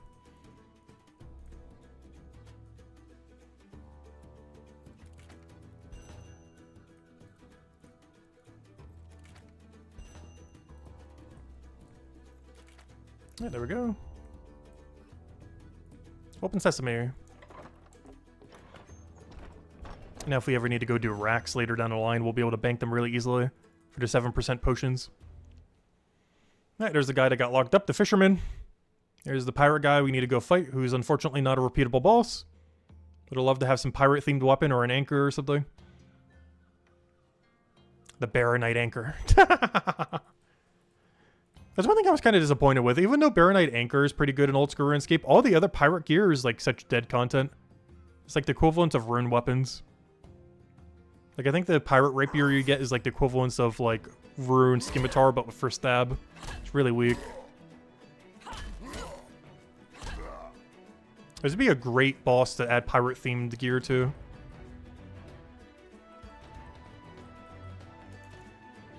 If you were to make him repeatable. So I went way too far. I could have gone a little bit closer to them.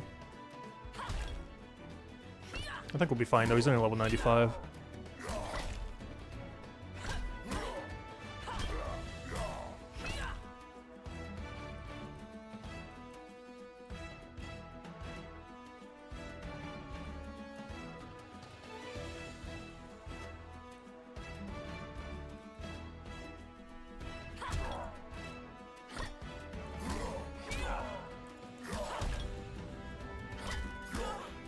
So I'm gonna try doing some diagonals based on how he moves.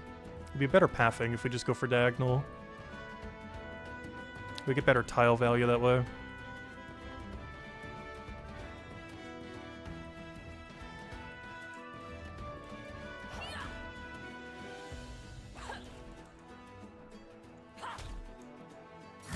And then just set up for our next diagonal.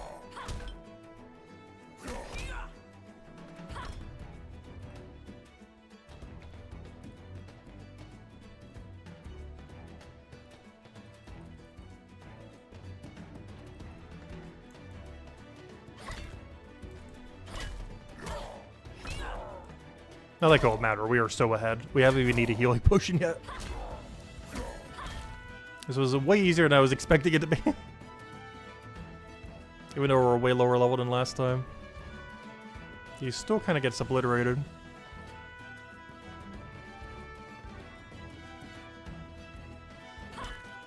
Also, our max hardcore still hasn't died in Old School RuneScape yet. So we kind of have gotten decent at just kind of not dying at bosses in general. In a lot of games. Taking like the safest possible everything.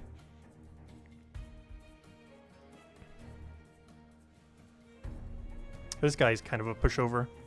There's one thing I'm kind of concerned with bossing in Brighter Shores. Especially if it's like early days of Old School RuneScape bossing. It's probably going to be really easy once it does start rolling out. Like that guy. You got to add a lot more mechanics if they're going to make that a repeatable boss though. Same as like the big frog from Chapter 2. That's probably my favorite one in this game so far. Like the whole premise of you have to keep repairing the boat that you're on so it doesn't like capsize while you're fighting the boss. It's a really good premise for a boss, but they gotta make it way, way harder. Like give it some water projectiles that you gotta dodge on the ground, stuff like that. He's the one they have to do during the quest. It's a fun premise, it's just not hard enough. Needs at least like 2 or 3 more mechanics. Alright, what do I do for... Oh yeah, I gotta go talk to the guy to finish the quest. This is opening up the portal, which is the main reward for the quest by far. Because otherwise you gotta walk 1.5 miles to get here normally.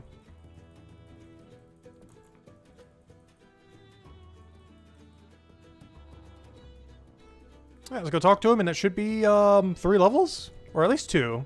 It might be a combat level though, because I believe you get combat XP for this quest since you have to fight a couple things.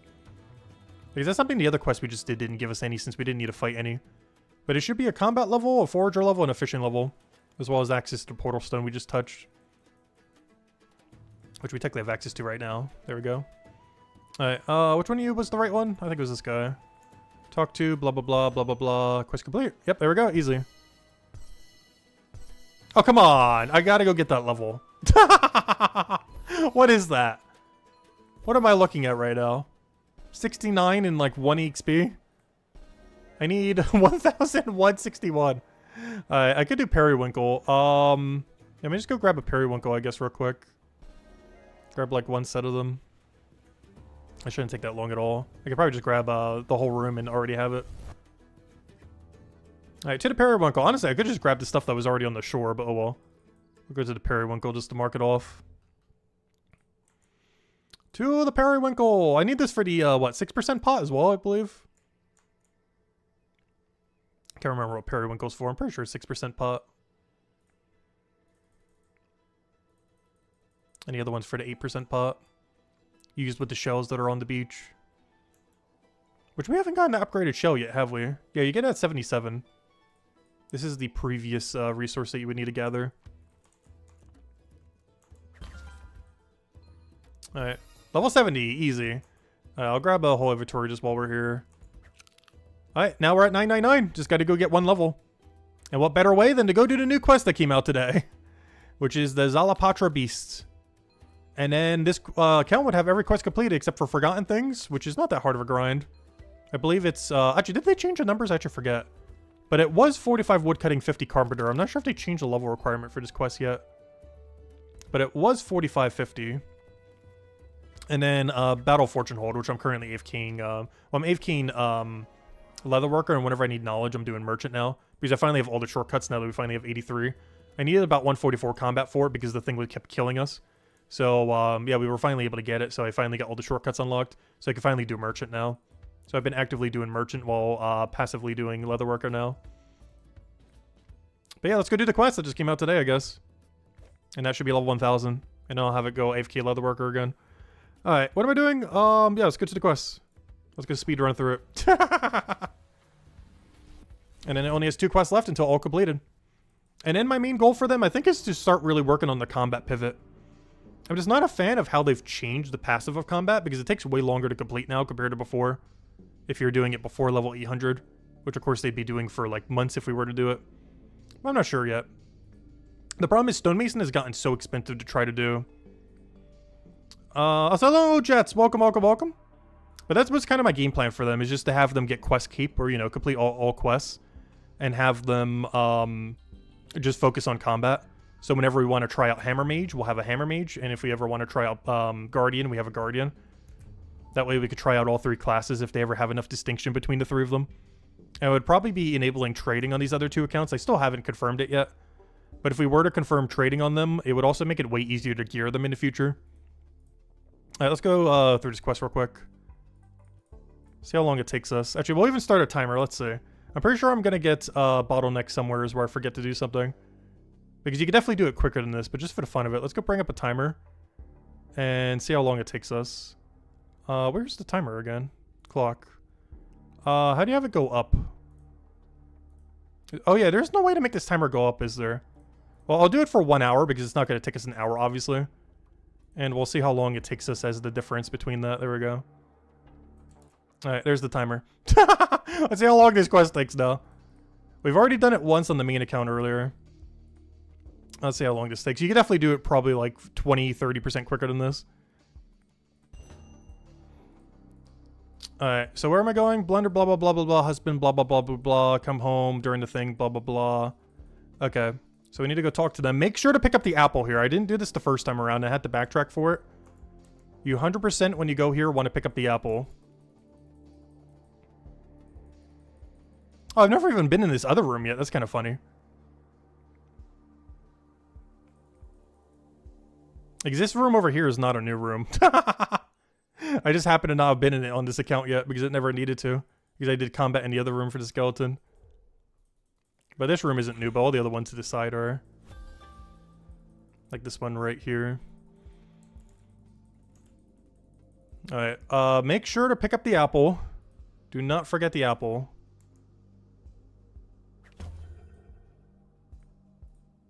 Alright, let me talk to him, blah, blah, blah. Talk about the beast, blah, blah, blah. Blah, blah, blah.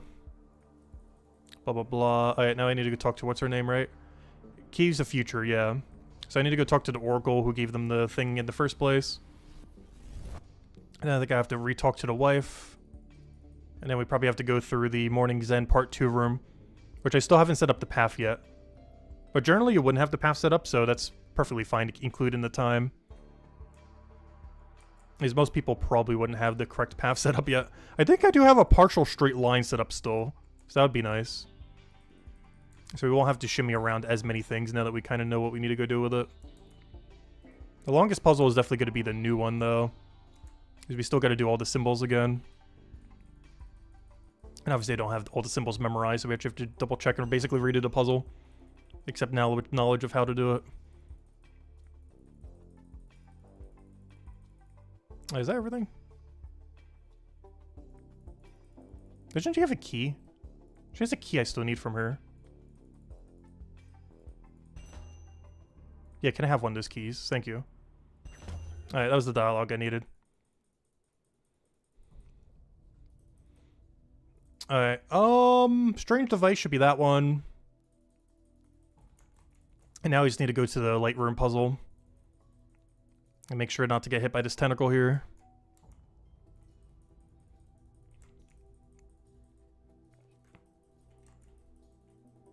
But But yeah, we should have to return to both rooms 3 times. We've been to one once, and the other one 0 times, so we're about to head there for the first time. Just gotta make sure we do everything we need to do at each one every time. To minimize backtracking. Oh. I also gotta set up this puzzle so we don't have to reset it like we did on our other account. I'm hoping that this is a straight line right now. It should be. No, I think I might have to reset it. No, I'm gonna have to reset it and do it from scratch. It's fine. After this one reset, we're not gonna need to touch it again, though. Because the other path's not going down, and I need to go down.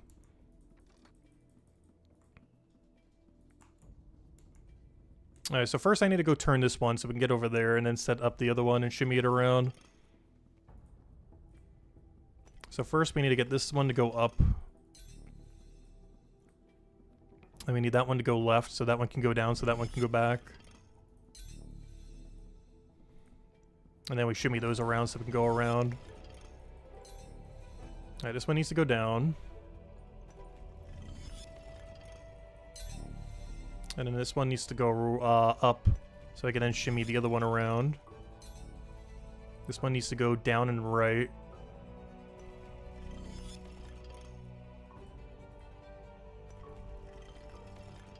Alright, one more turn should do it. This one's already correct. This one needs to go up and left. And then that one needs to be turned around so it goes the other way. I just needed it that way so we could go through the path. Alright, one more turn. And then this one we need to go turn twice. And that should connect the other two then. Alright, and now we shouldn't have to touch this puzzle ever again now. Alright, one more time. And that should be the path we need. Easy. Alright, let's keep going. And now we just walk through this room whenever we need to go through.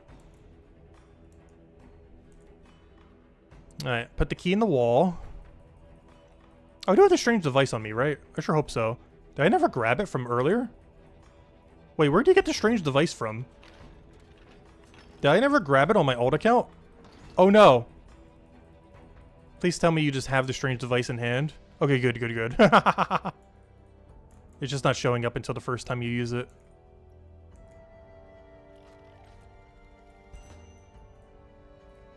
Alright, now if I take it, I should be able to twist it.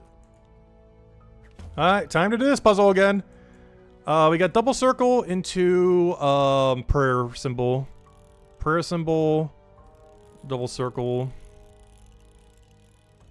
Alright, there we go. Put it in. That's kind of annoying. We have the apple core showing up every time now. We didn't have to deal with that the other time around, but I gotta remember I gotta click slightly differently now. Alright, take from device. What do we have next? We got the red axe and bat. Red axe and bat. I keep forgetting you can't twist it in there. You gotta pre-twist. I did the same thing the first time around. Alright, red axe and bat. Red axe. Bat, bat, bat. There we go. How many of these do you have to do in this room? 1, 2, 3, 4, 5, 6, 7, 8. 8 of them, gosh. I felt like more the first time around. That seems about right. We got honeycomb and scorpion. Honeycomb and scorpion. Honeycomb and scorpion. Honeycomb and scorp. Okay, there we go. Put that in. Boom, boom, boom. 3 down. Fight to go. Luckily, once we do this once, we never need to do it again. Same as the other light room.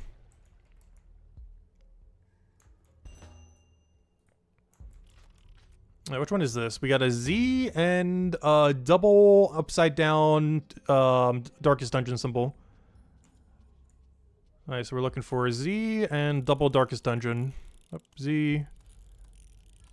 That's single darkest dungeon. That's double darkest dungeon. There we go.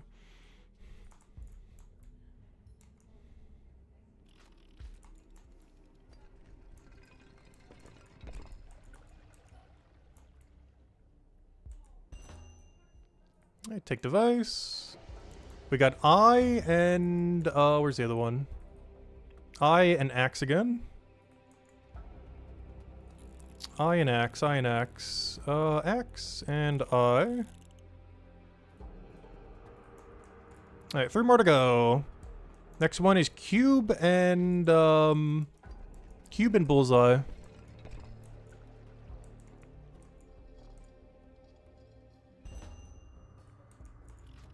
Cube and Bullseye.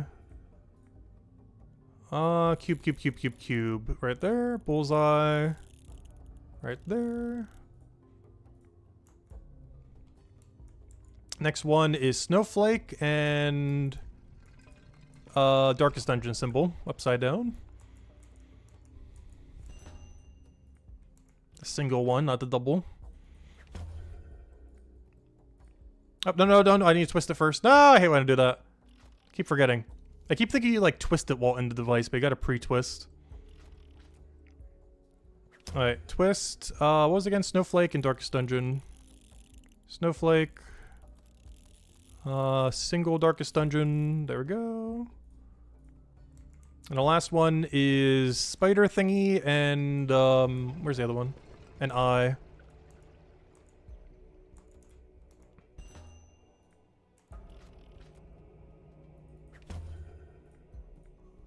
Spider Thingy and eye. Spider Thingy. And eye. Perfect. Alright, and now we never need to deal with this room ever again. Puzzle completed! Okay, now what I didn't do last time that we now know we need to go do for this step is we got to go put the vines on him immediately, push him down using the core that we have, and grab everything from the other room. With the most notable one being everything we need to go repair the lever. Because we do have to come here 3 times, so we got to do everything we could do on trip 1. So we grab these vines. I put the vines on him. I then lure him over here. And then we push him. But before we teleport out, I gotta go grab all the items so I can go repair the lever when I go get the picture. So we don't have to double backtrack. So I'll push him down. So I can go get the intel on what it really looks like. Because just getting the dialogue isn't enough for some reason. And then I'll come all the way back. So we can place the scales and everything on him later. And now we grab everything that we can get with the broken lever.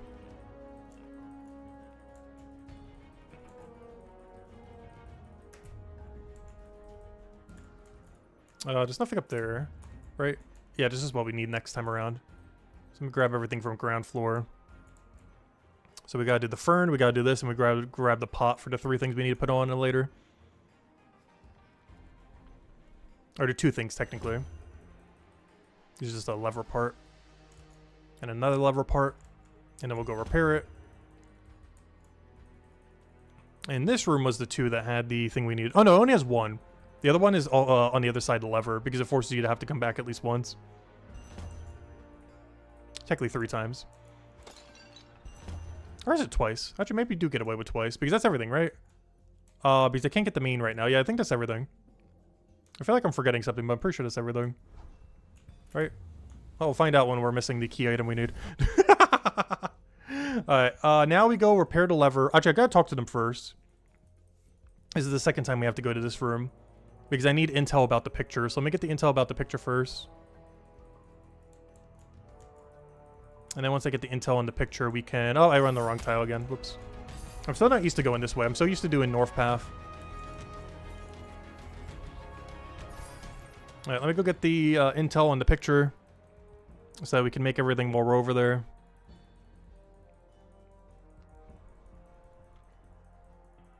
And then repair the lever while we're doing that.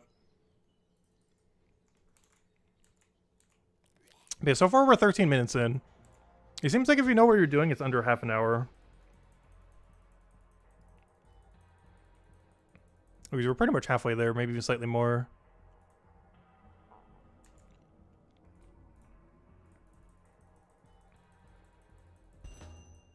Alright, there we go. Let me tele back. Alright, so I already put the green thing on it. I now need to get a picture from what's-her-name. So I can then get the other thing. But first I gotta repair the lever. And head back to that room a second time. And then, yeah, we are gonna have to go there a third because I need the main. But I need to come back here to go repair the thing. Bet we're already more than halfway done then. Because here we should be able to get the picture. Then I go talk to what's her name. It was you who had the picture, right? It should be. You have a dialogue box right now, which implies you have something I need. Easy. Okay, I forget if I have to talk to what's her name. I don't think I do here. I think there's a repair lever into, skills. Because I can oh, wait! Maybe I don't have to come back. I forgot. Wait, maybe it is only twice. Because you don't have to come back for the... Never mind, you might only have to go there twice. Because we only needed the picture to be able to know it. Never mind. You only have to backtrack twice, not 3 times.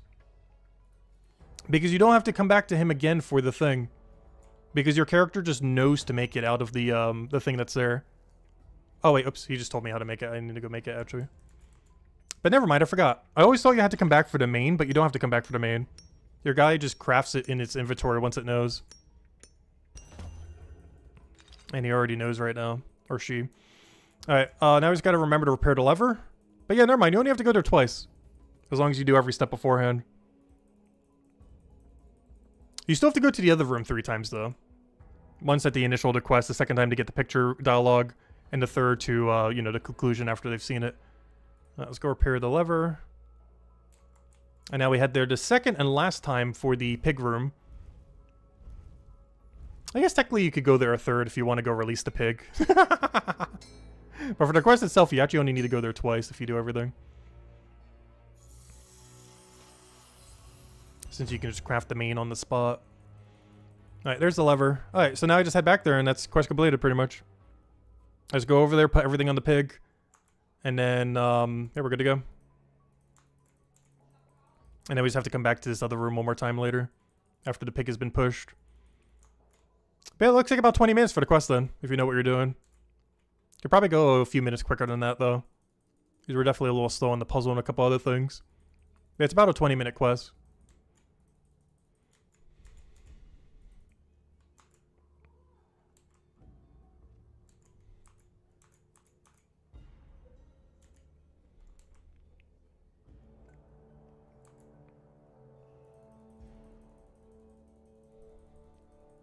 Alright, let me go get the thing first before I put anything on him.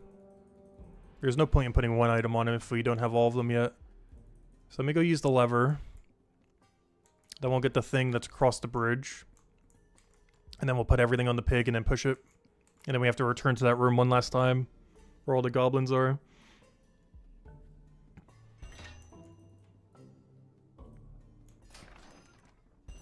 So why does it say push lever instead of pull? Though I guess you are pushing it forward. So I guess that makes sense. What happens if you push the other side of the lever? Could you like trap yourself? Probably doesn't let you. No, it's not even interactable. Alright, we do this. But yeah, the first thing I forgot about is you don't have to go back to him again. You just craft it here. You don't know what to do. No! What do you mean I don't know? Yes, I do. What do you mean I don't know? Inspect. Yes, you do. Weave. Okay, good. You had to inspect the picture once. Okay, never mind. Alright, we're fine. I thought we might have had to talk to an NPC. You have to actually look at the picture one time. Alright, we're fine. Because even though we showed the picture to the guy, we didn't actually look at it ourselves. We just grabbed the picture, showed it to him, but never bothered to look at it ourselves. That's kind of funny. I just kind of assumed our character would, but apparently not. Alright, now we push it. Now we have to go back to that room one last time. I think it's slightly quicker to teleport here.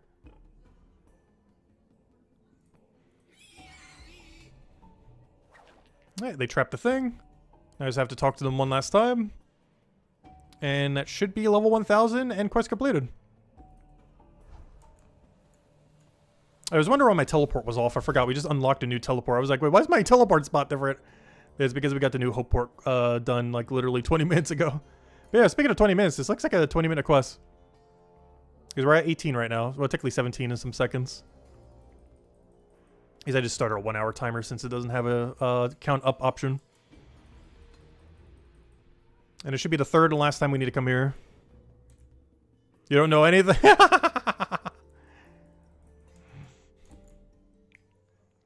Yeah, I'm hoping Brighter Shores is a player base kind of revives at some point. I've still been enjoying the game for what it is, though. But its player base numbers have completely tanked in a half. compared to Old School RuneScape that we're doing the other day, which it was at like 240,000 or something, which is crazy high. Also, we weren't able to get Inferno the other day. We got 2 Zuck, but we were like 1 potion short to be able to kill him. Stonemason room. Oh, yep, this is quest completed. Let's teleport back, and we're good to go. Bam. Looks like we did it in slightly under 19 minutes.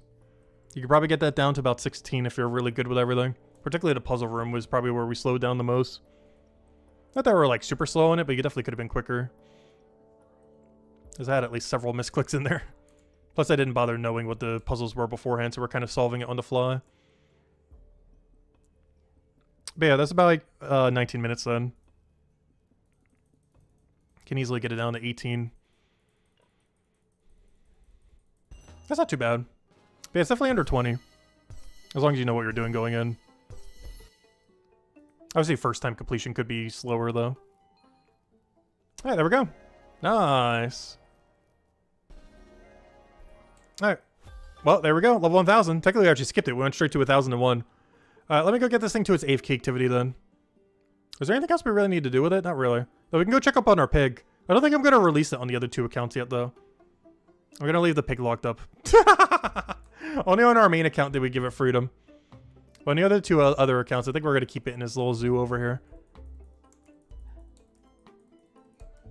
Is there nothing else that you could do to interact with it? Info. Yeah, you can't. All you can do is let it free. There's nothing you can do to interact with the pig here. You could either jail it or give it freedom. It doesn't have a warning menu on the freedom one, though. It just does it if you click on the door.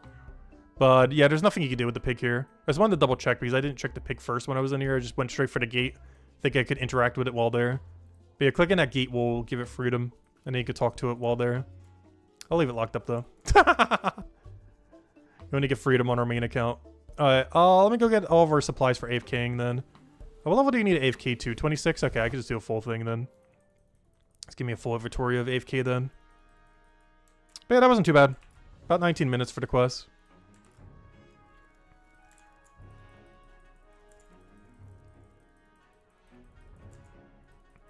Alright, so there's only one other goal I want to go do then, which is fill out some of our knowledge debt on the main account. Alright, go AFK this, and that is both the 2 alt accounts situated. And also only 2 quests left, Forgotten Things and Battle of Fortunehold. Until one of the 2 alts have all quests completed. And then I can start focusing on just weapon crafting and combat then. This is pretty much the game plan for these. Is they're going to be combat only accounts, so I can mess with Hammer Mage and Guardian whenever they are more unique. And all I'm going to have is the bare minimum for all quest completions. And anything I'll have beyond that is just for crafting weapons. Like, you know, obviously Stonemason needs Stonemason stuff. Or, you know, Hammer Mage needs Stonemason stuff, so on and so forth. That's pretty much my game plan for them. It's just all in combat and all in the crafting skills they need to make their good gear. And beyond that, it's just bare minimum for all quests. Which is almost there. Just needs a little bit more in Chapter 2 and Chapter 4. Which obviously is AFK in Chapter 4 right now. And whenever I need knowledge points, is actively do Merchant. Because we finally have all the shortcuts now with 83 Detective. And 144 Combat, which I needed to go kill the detective thing. Alright, there we go. Alright, back to the main account. But now we get the nice shiny triple 1000. Look at this. The triple 4-digit number. It has been done. Finally. How many months are we in? What day is this yet? What did I title the stream? We are almost 10 months in and we finally hit 3 1000s. You could have done that way earlier, but obviously our main focus has been on the main account. These basically, these are pretty much only passived all the way up. Not counting the quests and not counting the little bit of active skilling just to maintain their AFKs. This is almost just passive only, pretty much. Like, this is 95%, if not more, just passive only on these 2 accounts. Which is not that bad at all. And they already got to 1000 after less than a year. And that's literally just doing dailies, basically. Dailies and quests, that's it.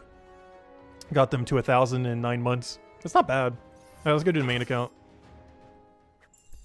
Yeah, that's a pretty solid early mid-game account. Alright, let me go store these away for later. So what are we doing now? I need 3.5 knowledge points. What we do to get that 3.5 knowledge points could be anything in the game. However, I did recently unlock the new mining activity. Well, not new, but I finally have the final minecart. And I believe this was pretty good knowledge per hour. I think it was closer to 4 knowledge per hour. And I need 3.5, so I think we might just go do that. I could also do a little bit of the new smithing, or stonemason. Because I believe I have some granite left. So we could technically do that in the new room over there. That's a lot more AFK though. But I might do just one set since we're going to be in that room anyways, just to kind of test it out again. To test out the new update. But I don't think I'm going to do all of it right now. What level range are we at? Yeah. We're at a point where it would be good to do it. I just wanted to make sure we didn't have the AFK for the money one. Okay, let me go do that right now then. So we can actually test the new update. Because of course, the thing that came in yesterday with the new update from this quest that we just did on the other account in like 19 minutes is there's now a shopkeeper in every single one of these. They have graybeards here. There's now a shopkeeper so we can sell stuff immediately. And I do have some amount of stuff to go process.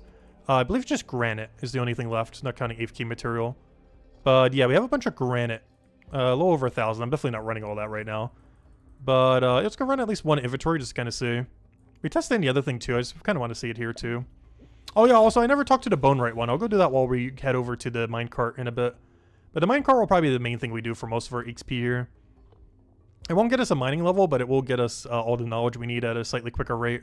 These processing skills are still pretty slow for how much they give per hour. I'm hoping the new minigames for them and stuff like that will help speed them up. Which is one of the reasons I've been mostly passiving them. But, yeah, it should be fine. But for now, we will mostly focus on the mining. I just want to do one inventory of this just to kind of see the new shop. Obviously, we already did it for the other thing too, but it's such nice quality of life. It's at least a 5% increase to manually training these things. And they need it. These are some of the slowest skills in the entire game to manually train. So any amount of buff to them is great. And supposedly they're getting some kind of minigame in the roadmap. It's quite a bit further down. And at current rate of development, probably half a year from now. But it is within the cards of them releasing minigames for every single one of these three. Including mining, I think, was getting one too, oddly enough. This whole chapter is getting a minigame. I think all of Chapter 3 and all of Chapter 4 was getting a minigame for every skill. Detective was getting some kind of crime minigame where you have a bunch of jail stuff. Leatherworker was him getting some kind of minigame with banners and something else, or whatever it was. Merchant's getting some kind of warehouse minigame. Mining and all these were getting a minigame of some kind. We don't really know exactly what. The one that's going to be happening soonest is Gather is being changed to Botanist. And I believe they're doing bounties for every single skill as well. I think the next one was Botanist. The next one was doing some kind of level 50 curve, which I'm kind of concerned how that's going to be. But basically, they're going to be making a level curve. Currently, the way the level curve works is it goes from 0 to 20, then 21 to... well, actually, it goes from 0 to 20, then 20 to 200, then 200 to 500. But they're going to be changing the level curve to go from 0 to 50, then 50 to 100, then 100 to 150, so on and so forth. I'm concerned exactly how that's going to work when it comes to training methods and everything. But it is their current plan of what they're going to be switching it to. And they're probably doing that within the next few months after they finish Botanist. Oh, I need to make shield. What am I doing? Is this shield angle? Gotta make 3 shields. Well, technically 4. But only 3 of them work for the potion. These unfortunately last for 2 minutes, and this is a 30-second action. But because you can't literally zero ticket, you'll always only be able to do 3. There's some amount of mandatory delay between each one. So the most you could ever get with one potion is 3 of them, unfortunately. Even a make all option, if one was to ever exist, wouldn't even be able to do it quick enough. Because there's some small amount of delay between each one. Oh, nice! Our first 3-star this stream.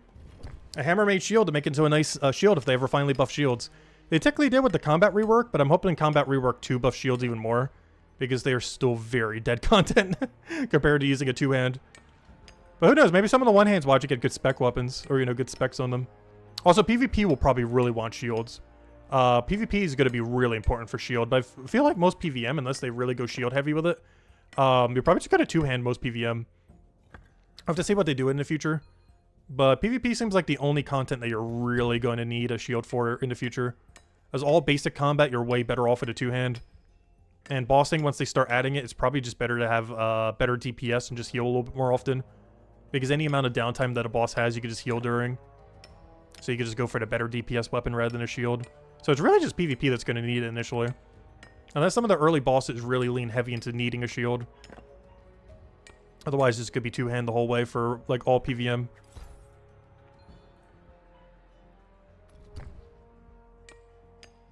Alright, this is going to be the only inventory we're going to do for now.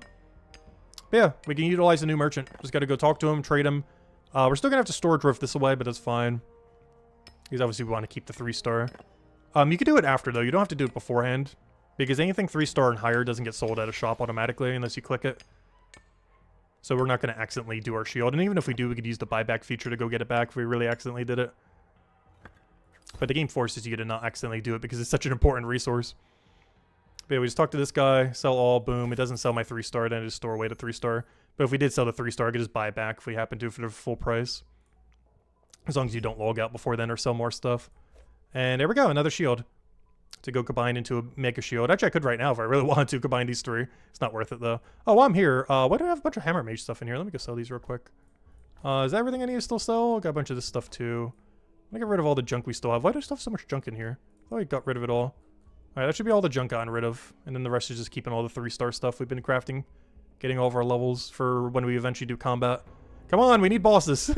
We need bosses for all the gear. Alright, there we go. But yeah, I love these new guys here. And we store this away, and then we're good to go. Alright, for the rest of our EXP, because it's better knowledge rate per hour, let's go to the minecarts. So we've done all the previous minecarts, but this is the highest level minecart in the entire game. The 317 minecart. And I believe this is about 4 knowledge per hour.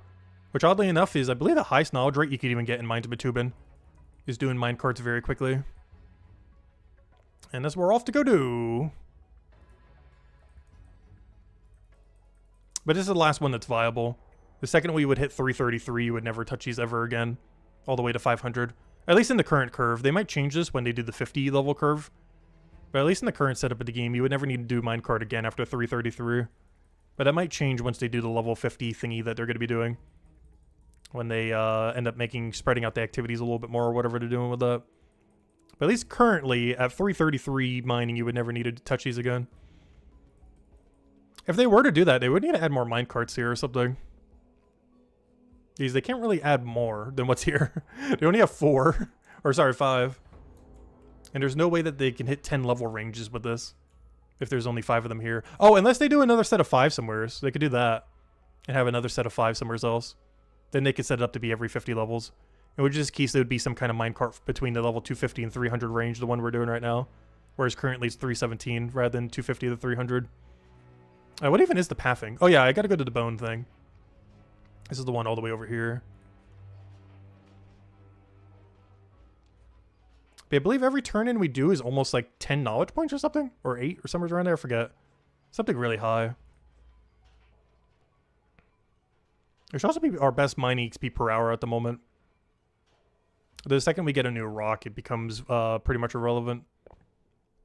I would mostly need to do this actively until 325 at some point. Obviously not today, that would take forever. We'd be here for like over 12 hours. But at some point I need to manually do this to 325 so I can go back to AFK mining. I could technically offset it with some of the AFK as well. It's just the current AFK is really bad. It's the gold AFK. I did finally get the max gold pan though for it. This thing over here for going to mining. You get this, I believe, at level 314 it was, or whatever it was.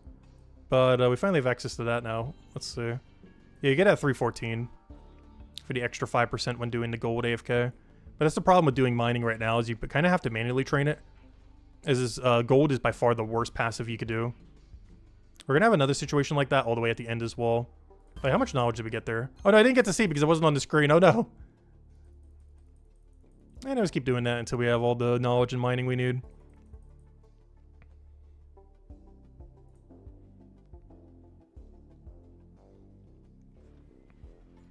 And I think next one should be the knowledge point then. And then we need 3 more of them. Not sure if I could do the minecarts the entire time for it.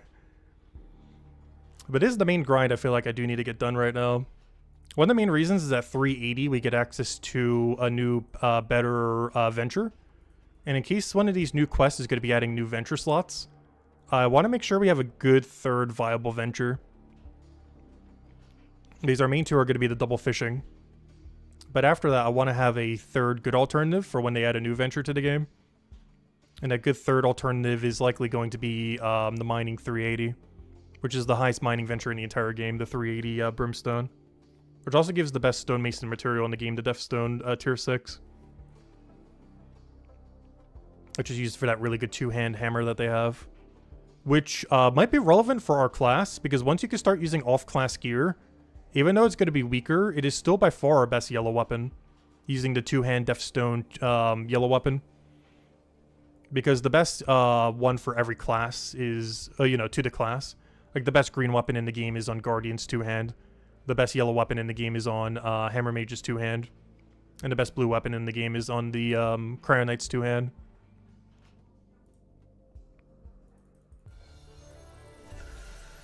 Alright, I'm putting this knowledge point onto, oh yeah, I can't put on, what am I putting this onto, actually? I think I'm putting it on to Bone Right. Starting getting Bone Right to the next category. I want to start slowly getting them all to 400. Because they said that they're delaying work on Chapter 5. And because of that, until Chapter 5 comes out, the best gear in the game is 2,000 all. Which means 400 in all of the crafting skills. So I'm kind of planning on trying to get to about 400 in all the crafting skills. As that gets us all the way until Chapter 5 combat. Like up to that exact point. Because it doesn't seem like Chapter 5 is coming out anytime in the next half a year. At their current rate. So I think we have time to go work on it that way. So that's kind of my current game plan then. Is to get mining to like 380 so we can start passing that up so we have all the material for blacksmith and stonemason. The only material I'm not going to have are the bones from Gatherer. But I plan to do a lot of Gatherer, aka, what's it called? Aka, botany? I plan to do botany after they do the rework. I'm kind of rating to the rework at this point. But that's the other really big skill we're going to need. Then I guess technically woodcutting carpentry, but that's a little bit lower priority. Because worst comes to worst, we can just buy the material. It will cost an arm and a leg, but we can just buy the material from the shop. Whereas we need these levels to actually be able to produce the thing. There's like no buy around on it. There is for mining if we really want to, but there isn't a buy around on making the higher level equipment. So, yeah, these are more important. But I still eventually need these though. But the ones in Mines of Bitumen are way more important to actually be able to do the craft. Because it doesn't matter if you have like tier 6 material for these, if you can only craft to like tier 3 for these, or tier 4 to these, or whatever it is. Also, we currently have a 6 tier system. They might be doing a 10 tier system after they did 50 level splits. Because if they're going to be splitting every single skill like that, it would likely be split into 10 tiers rather than the current 6. And the XP curve is currently split into 3 tiers, where it's eventually going to be split into 10 with their current plan, it looks like.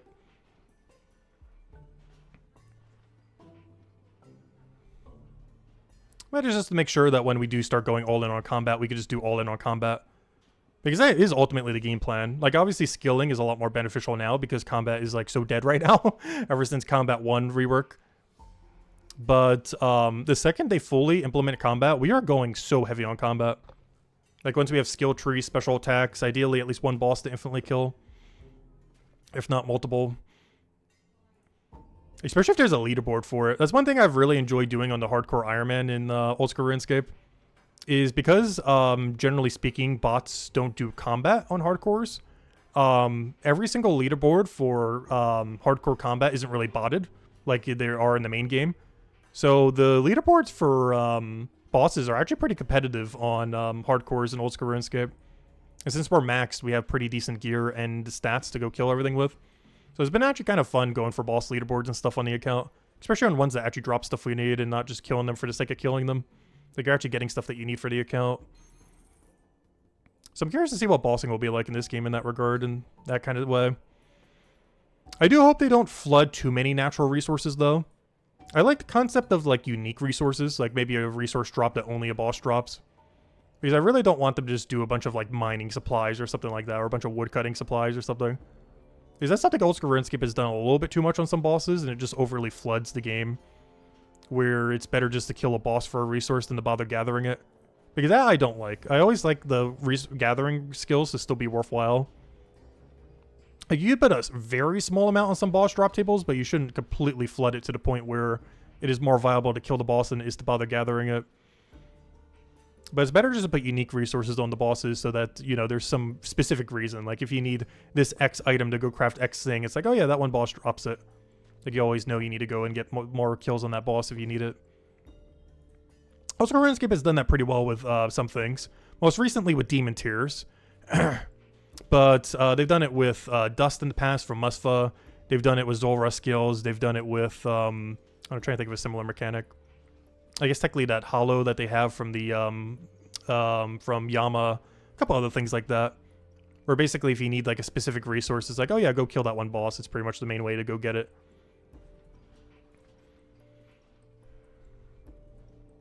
So it doesn't really interfere with other resources in the game, but still has a really good use case for combat.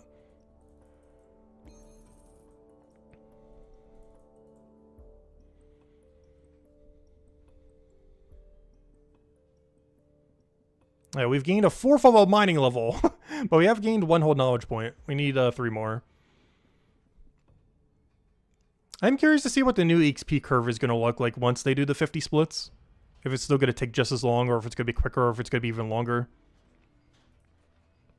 There's one thing this game needs to do a lot better is establishing that level 200 is max level. It's something RuneScape does really well with 99, even though it goes to level 126 and even higher. With virtual levels and everything. But it's really good at establishing that 99 is max. But Brighter Shores is not good at establishing that level 200 is max right now, and everything else is post 200. Or, you know, is basically like post max. The game really needs to establish that a lot more when they do the level 50 splits that they're going to be doing. However they're going to be implementing that. Because in this game it feels like, or you know, it kind of seems like 500 is max level. But based on everything they've been saying, 200 is the equivalent of 99 in what RuneScape is. But the game doesn't really establish that that is max in any way, shape, or form. And it really needs to. So people don't feel like they have to go all the way to 500. Because you don't really see people generally going out of their way for 200 million XP or something in RuneScape. Like, there are people that do that. But it's not really a common thing. Like, you basically stop at 99 for most skills. Unless you're an Iron Man and just really need some of the supplies from some of the skills. But this game's not quite like that. Because there's still, like, a use case for going above 200 in every single skill. Which is both good and bad. It's good because it still gives you content post-max. But it's bad because it makes it feel like you have to go for 500. Rather it being optional.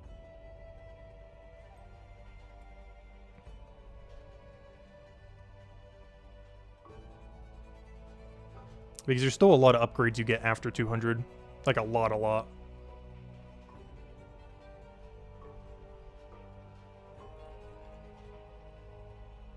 Not to mention the XP curve keeps switching too. That's one of the other things. Because there's content all the way pretty much to 500 level. Like you can't really do like the pre-200 stuff. Like for example, I think one of the biggest examples is where the 10% potion for Hope Port currently is. It's a 185. You know how bad that would be to do at 300 or even at my level right now? Compared to if we do one of these better potions. It is less than half the XP per hour. If I was to make this Hope Port potion compared to this. I think it's 2 times or 3 times less XP per hour. To make the potion that's like 6 potions higher. And that's one of the big issues because, you know, that's a good potion. Like that's a really, really viable potion that you need a ton of. But it's literally like a third or half of the XP. It's at least less than half. The XP that we'd get from making our current potion. It's so bad how little we'd get from it.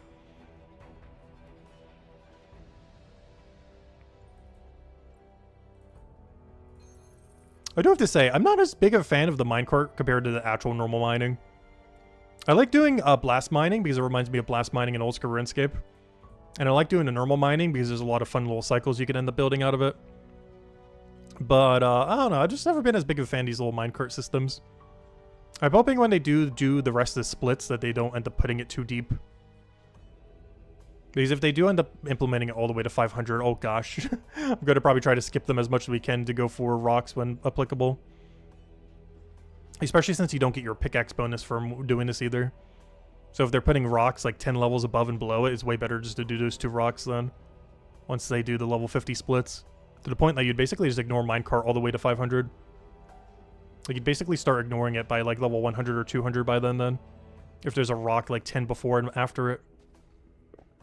Just because the pickaxe bonus would make it obsolete. Unless they buff how much XP you get from this activity once they do that. But if they don't, you would literally never do any minecarts. Once you have like a 10% pickaxe or better. As it would outweigh just doing the rocks over the cart then.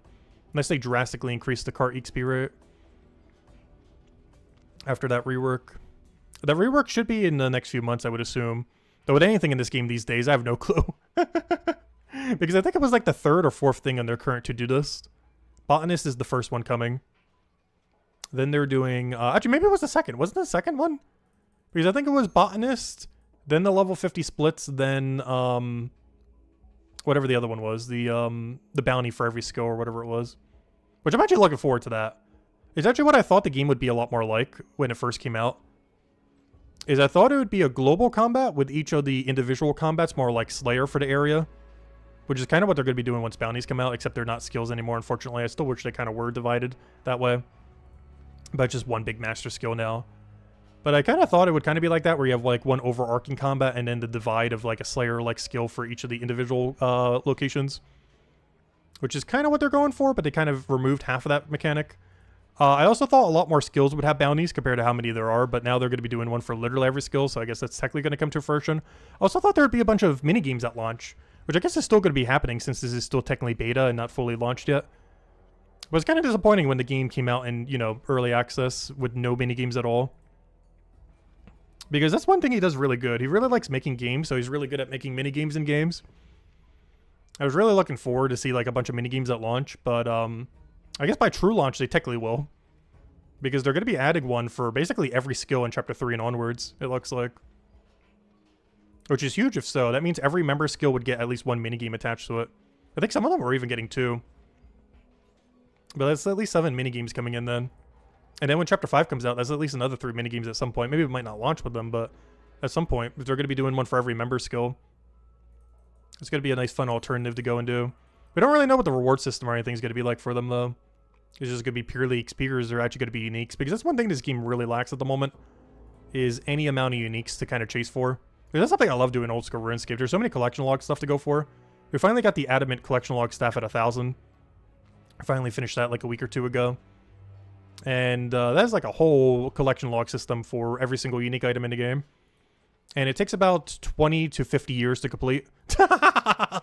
There's actually that much content to go do, though most of that is because of Third Age. Now, counting Third Age, I believe it's about 3 to 6 hours of collection log content. I mean, years, I mean, not hours. 3 to 6 years of collection log content, not counting Third Age. Or Gilded. But I rather wish this game would start getting some kind of mechanic like that.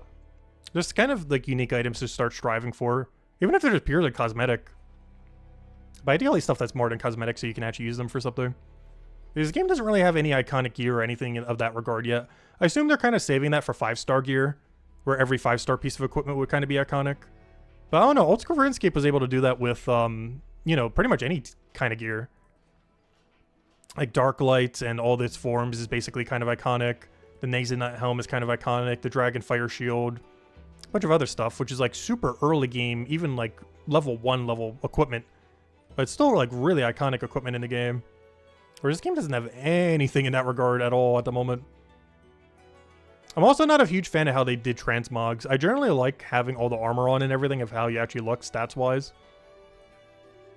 That's probably like the most controversial thing that they've done this entire time that I'm actually not a fan of, is a transmog system. Is I like gear actually representing what, you know, the kind of stats and everything that you have. But there's just no iconic gear to really be wearing at the moment.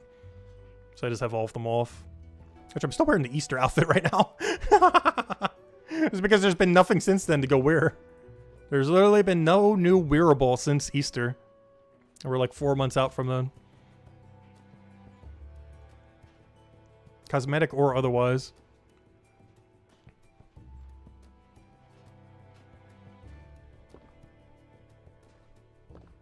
Alright, we're almost at our second knowledge point. 2 more to go after that. And all of it's going into Bone Right, so we can start AFKing it. Not this one, but the other one. I think this is our current AFK, but I need to go get the other one unlocked. It's kind of funny because we'll be starting and ending the stream at about the same spot. Because we kind of started this quest at the Oracle because we need to go get the picture and everything for the quest. Now we're going to be ending it, doing the actual passive activity there. Because that's our next passive, is the Oracle divination thingy. The piercing divinations at 69, nice. So I need 3 more points, technically 2 more because this one should be finishing it right here. Oh no, I need 2 more sets. And then 2 more points after those 2 sets. This definitely isn't the quickest thing we'd be doing for knowledge though. Maybe I'll throw some merchant in. Merchant by far the quickest thing we'd be doing. We actually have a new merchant thing we go do too. Maybe we'll go do a little bit of merchant at the end. Maybe we'll do that for the final point. I'll go do 1 more of these, or technically 1 in 14. 114% here. But for the final level, I might just go do merchant so we can go unlock the new activity. Because 1 run, we should gain a level and go try the new thing. And then like a run or 2 after that, we should have all the knowledge we need since merchant's so quick. It's still the quickest knowledge rate in the game. Not counting some few weird shenanigans you could do with Forager. But all the quickest rates for Forager assume that you're dropping them to the ground, and I like banking everything. So merchant's still overall quicker. Because there's no banking involved in merchant, you just simply get money. Whereas to get the max rate for foragers, you kind of have to drop everything on the ground, which I'm not a fan of. Especially at our current level range. There's a really good loop that uses rack at our current level range. But the problem with it is I want to bank all the racks. All the other stuff we're getting from it, not so much. But the racks I do want to bank.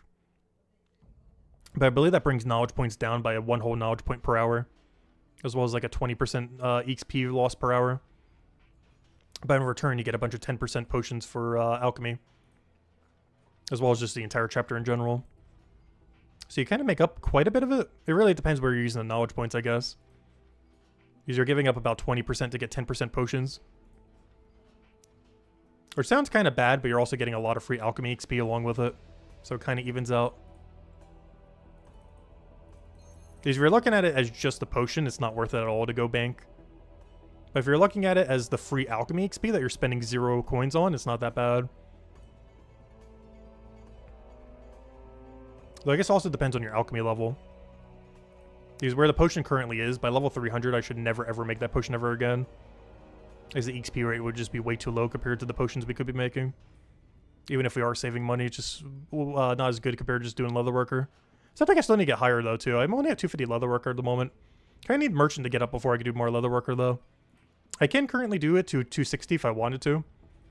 The problem is, then I would need to go get, at least in the current state of the game, 285 Merchant to be able to go do more. Luckily, they're starting to get placed a lot closer together, though. Like, getting to just 307, which isn't that far, honestly.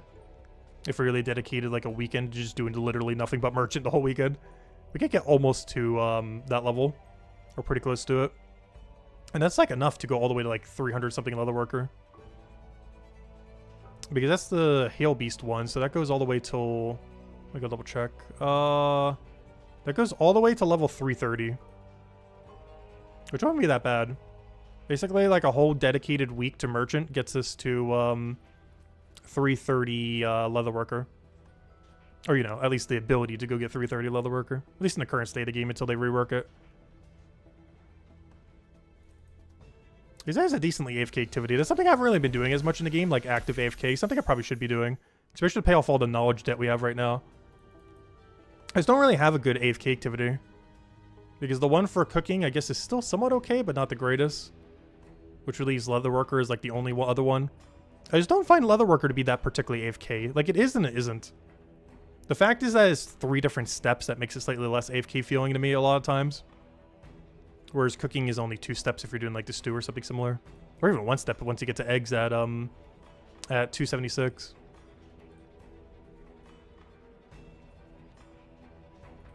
But we'll do this until we get 1 more knowledge, put it in the bone right, and then we'll do Merchant for the end then. To go get 1 more level as well as unlock the whatever gold Grag is. I believe people said that this one was pretty bad. That people did 500s already. But one thing that this still does is the way that bounties work is they scale to the highest bounty you have. So whenever they start adding bounties for everything, assuming they still work that way, you actually get a huge XP increase, even if whatever the new bounty that is next is bad. Because right now, all of our bounties are scaled to 259, even though we're 274. But the second we get to 275 bounty, all of them scale to 275 XP and gold rates. So, even if this is a bad new object, you're still getting more XP per hour and more money per hour. Because even though this task itself is bad, the scaling on all your tasks end up scaling to 275 rather than the previous one. And that's applicable for all skills. And assumably every single skill that's getting a bounty will be like that too. So reaching the next bounty will drastically, well, not drastically, but you know, it'll increase your XP rate to whatever the next level is. So like for cooking right now, our bounties are currently set up to 234. But if I was to get 251, even though we probably wouldn't really be cooking this that often, actually we could, that's fried ray, that we could on that one. But until we get to 251, we're at 234 scaling for all of our recipes, or for the bounties that we end up doing. And so on and so forth. Even though 259 is not a good one, like that's one we're definitely skipping for the most part, it's still beneficial to get because even though it's a dead task, it will still scale us up from 251 to 259 for XP rate and gold, even for the other tasks. Like the veggie stew, for example, like let's say we had a veggie stew task, we'd get more for it at 251 and 259 than we would at 234 right now, even though it's the exact same task we would have for it. So it's the same task, but it scales off the highest level activity you have for the bounty. Which means, let's say fishing bounties, for example. Once we get to 305, we would get a huge buff. Because if fishing bounties were to exist tomorrow, the only thing I would have is up to 279 scaling. So if I had a Gunnar task, it would be based on 279 scaling for the XP rate and gold and everything. But if we got to 305, it would be based on that. So even though it'd be the exact same Gunnar fishing task, we'd get a lot more for it at 305 than we would at 279. Even if we're not catching either of these two. Just because it's scaled based on the highest level activity you have for the bounty. Even if you're doing a previous activity. I'm curious to see how they overall implement it though, but it is something to keep in mind when doing them, XP rate wise. Is even if you're doing the same bounty task, it's scaled based on the highest bounty you have access to. Unless they change that with that system, but I'm pretty sure they're going to keep that intact. Because that's the way every bounty currently works.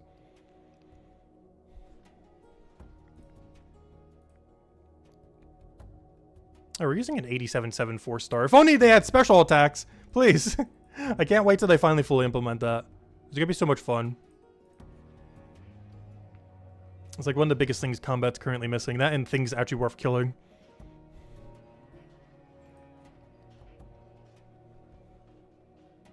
It looks like we gained almost half a mining level from this so far. But yeah, I believe it's a mining level every 2 hours or so. Which is not great, but it's not awful.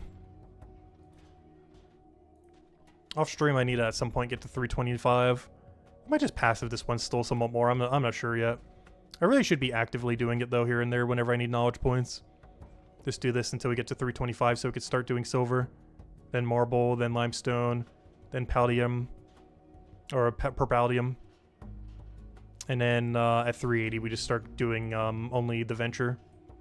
Which hopefully by then we'll have a third venture slot. Otherwise I gotta figure out how we want to do that. The other alternative could be trying to reach the next detective venture. Next detective venture is pretty far away though. I'd have to go, I think, to 415 or something. It's like literally the last one you get access to. Yeah, 412. 287 is not awful to be running at this level range though. It's not the greatest, but could be worse. I'd rather just stick with the double fishing venture though. Just because they're right next to each other. Which is why I'm kind of hoping that we get a third venture slot in some of the upcoming quests soon. Obviously, this one didn't end up giving it to us, but I'm really hoping in the next few quests we get a third venture slot. So we can start doing the mining activity and then double fish. Because that would be ideal, but we'll find out how long it takes. Obviously, that'll be reward space eventually, but who knows how long that could take at current development rate.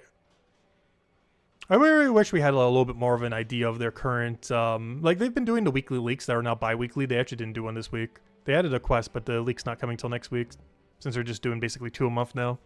But, I do wish we had a little bit more of a roadmap for what they, like, immediately plan to do. I guess their current list with, like, the botanist and everything else is technically that. I just wish we had a little bit more intel on, like, how close they really are. Like, is botanist going to be, like, 2 weeks from now? 4 weeks from now? 2 months from now? Next year? Like, we don't really know. They don't even know. So I guess they can't really let us know because they don't know. Like, botanist could be anything from next week till, like, 2 months from now. We just don't really know. Could be literally any time within that time frame. We will be doing an entire botanist stream when they do end up releasing it and rescaling it and everything. Just to kind of check out all the new methods and everything with it and how on earth they're changing it.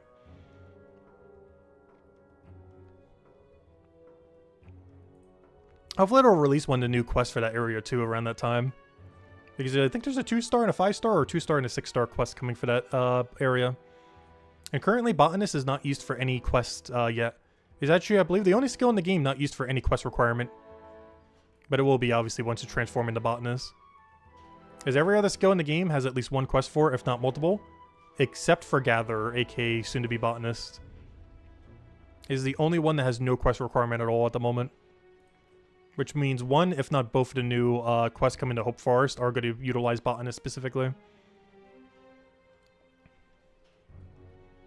Which is why they had to do the Chapter 3 quest before they did any for Chapter 2. Like the one we got yesterday.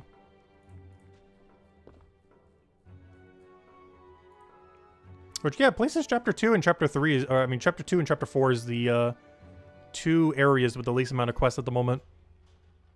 Oh, chapter 2 is going to get filled out once they finish Botanist.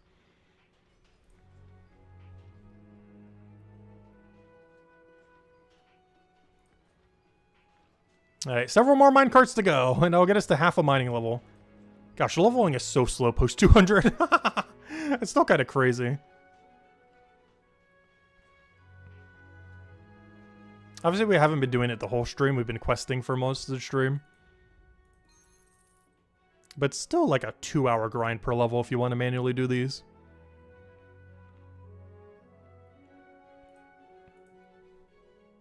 Which is why I still never plan on getting 500 all. You may even notice with our current level distribution, we very specifically don't have a 500.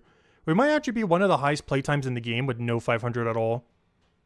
Because we're really close to 2,000 hours. I think we're like a few dozen hours away from 2,000 hours total. Which I'm pretty sure puts us at like the highest total level without a 500 in the entire game. That'd be really funny if you just do 500 all at once though. It is somewhat tempting. I probably wouldn't do it that way. Maybe per chapter we could though. Like get 500 all Hope Port in the same day, get 500 all Hope Forest in the same day, 500 all Mines of Matubin in the same day, so on and so forth. I don't think I would do it across every single skill because that'd be way too hard to try to align. But I might try doing that per chapter. Where we go for a 4 times 500 or a 3 times 500 all at once in one single stream. Once we get close enough to where it's actually realistic to go for 500 for them. With chapter 3 definitely being the first one we would ever do that for if we were to do that.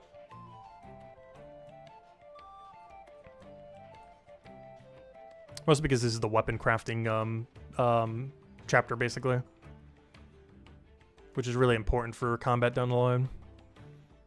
There's one of the whole reasons why we're doing it. Especially since we're Iron Man, by the way. Or Lone Wolf, whatever you want to call it in this game. Oh, so that still looks so clean. The Mind of Matubin cape with the dragon symbol from Cryonite and the wolf symbol from Lone Wolf. I just love that triple blue symbol so much. It's kind of sad that Guardian doesn't get that, though. Hammer Mage can do it by doing Hope Forest into trading enabled, as well as, you know, the Hammer Mage symbol. But Guardian doesn't have an option, since there's not like a third option there other than none. But none doesn't have a green icon.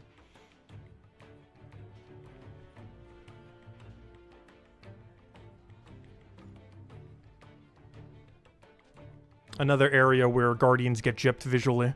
I'm not sure why. They just love gypping Guardians when it comes to visuals for some reason.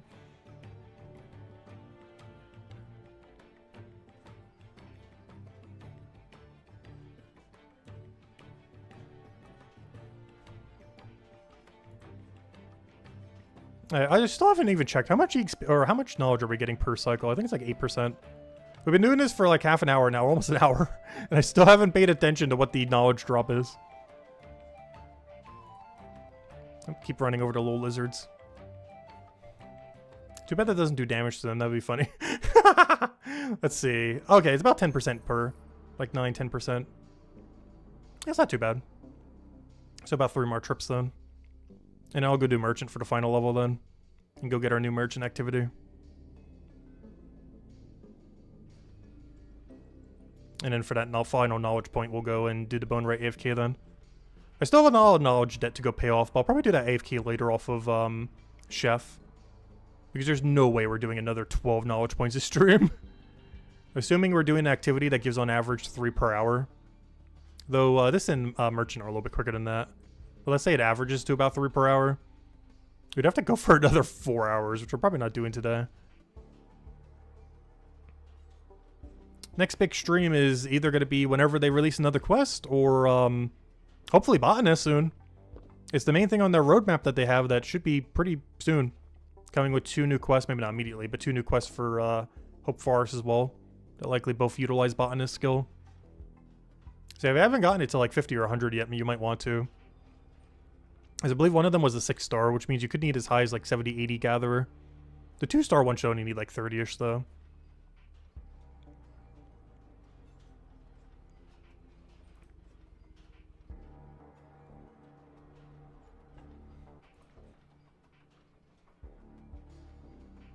which is likely the one they're doing next. Which means my 2 alt accounts should maybe do Gatherer soon. Because they're both still only at level 20. And even though a 2-star quest is normally pretty low requirement, it could be as high as like 30, 35 or so. And they currently only have 20 each. Because they haven't even touched it yet, other than, you know, 1 to 20 or 0 to 20.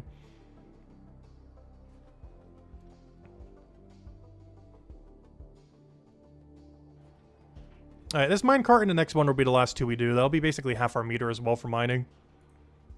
And then we'll go do merchant for the rest of the time since it's a little bit quicker. Also to go try out the new activity that we're going to have. Figure out where Old Rorg is and see how bad it is. I'm pretty sure all the 500 merchanters mentioned that one's pretty bad. If I recall correctly. But we still get the bonus of having 275 scaling instead of 259. And I'll still do the task once just to see how it is. Who knows, maybe it's not that bad if you combine it with Detective. Because a lot of people were mentioning it, were assuming they were doing Merchant only. But it might have good synergy with Detective into Merchant. If you do both of them just combined together. Which I actually do enjoy a lot. It's actually one of my favorite activities in the game. Doing Detective and Merchant at the same time. As far as unique things in the game, it's probably the most fun unique thing, at least personally for me. Is doing Detective investigations and the Merchant bounties. Because the routing for them is a lot of fun. It's really adaptive how much you have to change constantly. Whereas a lot of other skilling activities in the game, you just keep repeating the same thing over and over and over and over again like this. Whereas Detective and Merchant are quite a bit different from that. At least the bounty versions of both. Well, technically, Merchant only has bounties, but you know, the bounty version of Detective.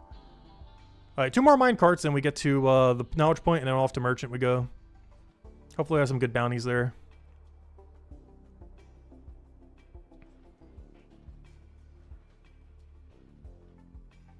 That means we're also going to get to 466 total. Oh yeah, how are we doing on leaderboard these days? I haven't even checked today. We are currently ranked 40 overall, so we have gone down a lot. As we're kind of at the 20-ish areas for a while, so we've went down like half as many. I think Minds of Matubin's leaderboard is still technically possible, though I'm probably not going to bother. It is currently 1560. That is a lot, though. That is like an entire month or 2 ahead. Especially since a lot of skills here are a lot slower. So that's probably out of reach, too. Unless you count the Lone Wolf leaderboard, but there's still a lot of people who haven't chose at all, so it's kind of hard to tell.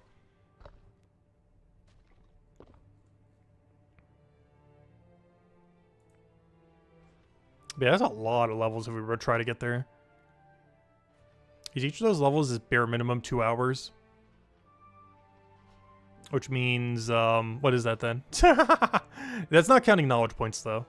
But not counting knowledge points, that is, or passive activities. Oh, so I just realized we're at 1, 2, 3, 4. That's funny. But, yeah, what is that then? That is like a little over 600 hours. I don't think I want to do that anytime soon. And then we'd also still have to keep pace with everything else. Probably not happening. It is doable, though, but I'm probably not going to. It's 600 hours just to keep up, plus whatever the rate is of their current increase. Which is probably just too quick to bother with. Because that's minimum 600 hours. It could be by then like 800 hours. In like 2 or 3 months. That's like 10 hours a day. Which we're definitely not doing. We did at launch, but until Chapter 5 and other things come out, we're not going to be that heavy on power grinding. Until combat rework and everything else. But it's basically 10 hours a day for 3 months to catch up to top 20 Minds of Matubin leaderboard.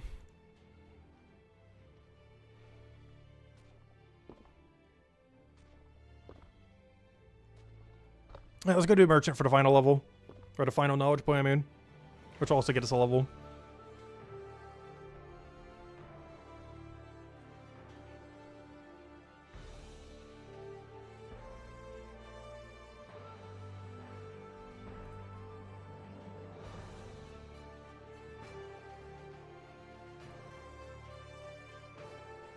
I wasn't even paying attention. How much mining XP are we getting per each?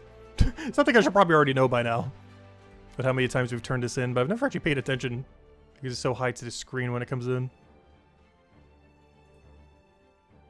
Yeah, it was 82,000. That's not bad. All right, put this in the bone rate. And then one more for 69. All right, let's go to merchant. Let's go get a merchant setup going. Oh, I don't have the potions for it. I'm not going to bother just for one level, though, or one knowledge point. But it is a nice buff with equipable potions. You can just keep sipping them. Oh, no, I do have them on me. Okay, never mind. I do have them. Perfect. All right, so we can drink those when applicable. All right, let's see what we have. See if I can even remember how to do merchant. It's been a little while. Orange, I know is good. That we can go to the other shop. Let me grab glasses in case we do go do the whole shenanigan over there. And I'll just wait a little bit. I'm not going to bother setting up a timer, though. I'll grab this in case we do go north, I guess. In case we scrap some of these other ones. And just make a really big north run. Because I can cancel these two and do a really good middle to north run. Which might be the play. Depends what the tasks are. Alright, what do we have? Stew is good. Oh, a lot of these are too far away from each other. We're just gonna have to roll with what we have here. I can still kind of do what I was gonna go do. We gotta go a little wide, though. But yeah, we'll do this full run, why not? Doesn't have to be the most efficient pathing. Just need to get some XP. But we're gonna do this, then buy double stew, then go and buy salt. Actually, I could turn in painting, then buy salt, then buy orange, then turn in double stew. Then, wait, when did we get glasses? I don't think I could fit glasses. Oh, no. I gotta do glasses when I return in bath salt, and then I telly back. I somewhat remember how merchant works. Alright, I also got a pot before we do the painting. So here we buy double stew. Which one does stew go to? Stew goes to the watches guy, which is unfortunate because I gotta buy from the fruit guy, which is not the same guy, but it's fine. They're like right next to each other. Do have to walk a little bit out of the way for it though. It's not that big a deal. So now we 5% pot here and then turn in painting. Or we could hold off and wait for the other turn in. I think it's fine to do it here though. So we do this, turn into you. We then buy salt while we're over here. I don't know, is that worth it to backtrack all the way over there for the thing? It might not be. I'm gonna just do a single here. I kind of want to buy double orange, double the other thing, and just stack some, but we're not doing it long enough for that to be viable. Doing a little bit of merchant here. Not going to go that long, though. I'm just here mostly for a level and a knowledge point. It's not like we're doing hours of it. Otherwise, what I would do here is buy double salt and then double orange right now. And then drop whatever our spears are for the next set of tasks. And not even bother turning this in on this cycle. But for how little we're doing this, a little overkill for now. Oh, there's our level already. Hopefully we can get the new task so we can go see what it is. And it's now 466 total. And now all of our bounties are scaled up to 275 now. Whereas before they were at 259 scaling. So now we got to go until we get the old rag thing. And I just got to turn in these two. Actually, the other one I'm not going to turn in because I'm going to save it for the next bottom route. I will buy double glasses here, though. Honestly, I should have bought double orange in case we got lucky. I should have still done what I mentioned earlier. Buy double orange into double glasses. Just to set up for a big down route. And if we had to, we could have just sold them. I'm still going to buy double glasses here, but I should have also gotten double orange. Just stuck to the original plan. Because there is a chance we get really lucky. Watch, now we're going to get orange instead of glasses. Alright, teleport back. But hopefully we'll still get something that works out really well for bottom path. It's going to troll me by giving me orange, though. Which is what I should have also bought in double of.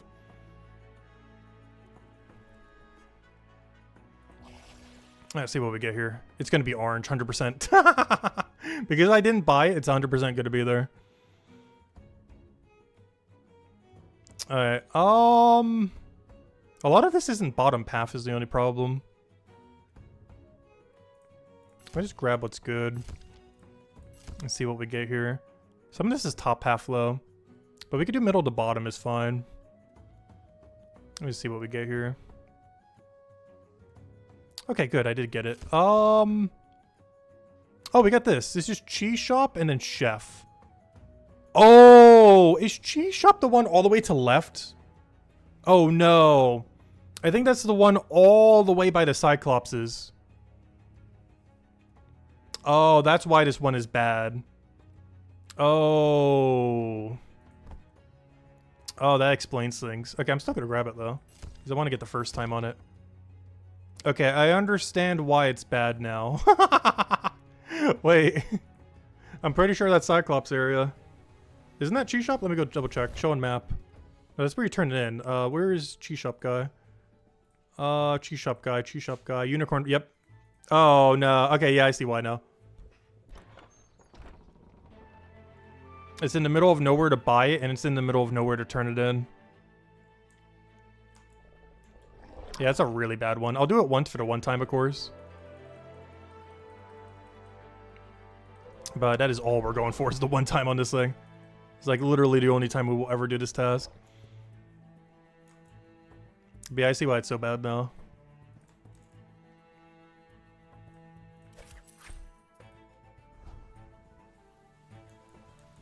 Oh wait, I actually need to send. Oh no, I can't do center. Wait, I just realized I locked myself out as well. I actually can't do double carrot. Unless I bring both manacle back before I do the other thing, but then that's really scuffed. Jeez, I don't have the inventory for it. It's too many items to go hold. Well, I have to get some kind of synergy with double carrot on next run and just make that the final big run then. Because that should be enough to get us our knowledge point then. We already got the level we needed.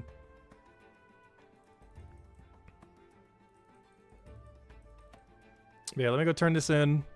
5% boost, double turn in that, telly back, get a bunch of tasks to have carrot synergy, which is basically center to bottom ideally. And then boom, we're good to go. So anything that's center to bottom is the main thing we want to see on our next set. We'll bring you your one-time cheese. This is literally the only time you're getting cheese. You better use them sparingly. Alright, there's nothing I need to buy here, unfortunately. But then we go turn in on bottom middle. Turn in that, and then we just get some kind of really big carrot synergy for middle to bottom on next route. Since I forgot we couldn't do this route because we don't have enough inventory. And it would have been taking too long to go turn in double glasses before grabbing it.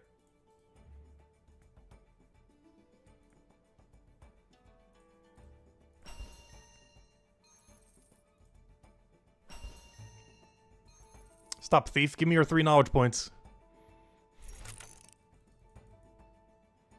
And apparently 7 silver.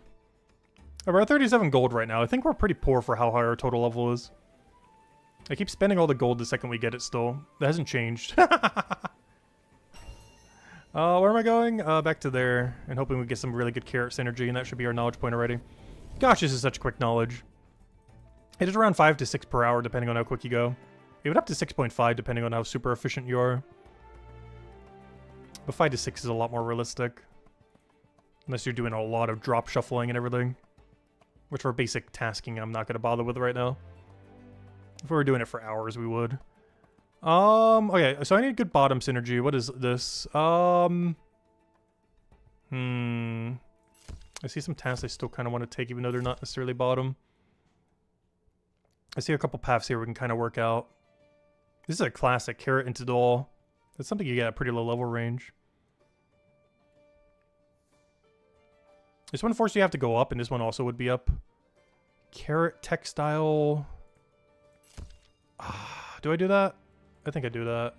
I have enough, right? Boom, boom, boom. Boom, boom. Yeah, I think I'm going for this. I see a synergy there. It's not the greatest, but it'll work for what we want to go do. I'm pretty sure we could have gotten something slightly more efficient than this, but this is fine. It's not great, but it's not awful. It should be our last run then. And then I go put all the knowledge into Bone Right, and then we have our passive activity. And then off stream, I really need to start like AFKing Chef or something actively. Active AFK and start getting our knowledge deck going. Because I'm pretty sure we still have 12 knowledge points to go pay off. Before I have every passive unlocked again. which I like having in case I ever need an AFK for a while like we were doing recently. Because then we can not play the game for a little while and just kind of keep up with dailies and not need to go farm 4 knowledge points constantly. I just stick up with basic dailies. Alright, so we grab all this. We then go immediately south. Because I don't need to bother with the other shortcut with the way that we're going here. I don't need to go to this place yet because we're going to backtrack for it in a second. Because I'm doing a bit of a weird route. So we're going to have to double buy them a little bit, but it's fine. There's no point in buying it now since we have to go there for the cloth anyways. And then we pot up at Carrot Place. Yeah, this will be a pot up at Carrot Place. Double turn in Carrot. Double buy Doll. Then we go buy Textile. Buy the cloth. We then turn in the cloth and buy the clockwork at the same place, and then we finish on middle. And then we telly over to the bone right place.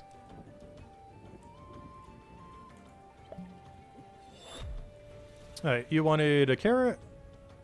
You also wanted another carrot. And then you wanted to sell your 2 dolls. But before we head over there, I need to go and buy a cloth and turn in the clockwork.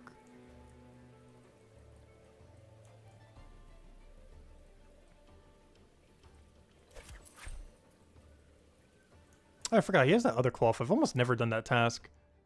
Obviously I have because we have it completed. I can't even remember where this goes. I don't think it was too good because I feel like I've never done it. Same as that cheese that's really bad at our current level range. Alright, so you take the cloth. I then buy the clockwork from you. I then turn in clockwork and then telly over to the double doll. Make sure to put this on bone right. There we go, 69, nice. And now we have divination unlocked for the next activity. And that'll be our AFK activity. And I go turn in this in and hope that we can make dolls within 50 seconds. We should be able to make it. So I talk to her, sell. Then we telly, no, not that one, the other one. And then we double turn in doll within the next 40 seconds, hopefully. Go, go, go, go, go! We should be able to make it. And then we'll go teleport to our AFK activity then. But yeah, any other questions, anyone? Anythings? Otherwise, yeah.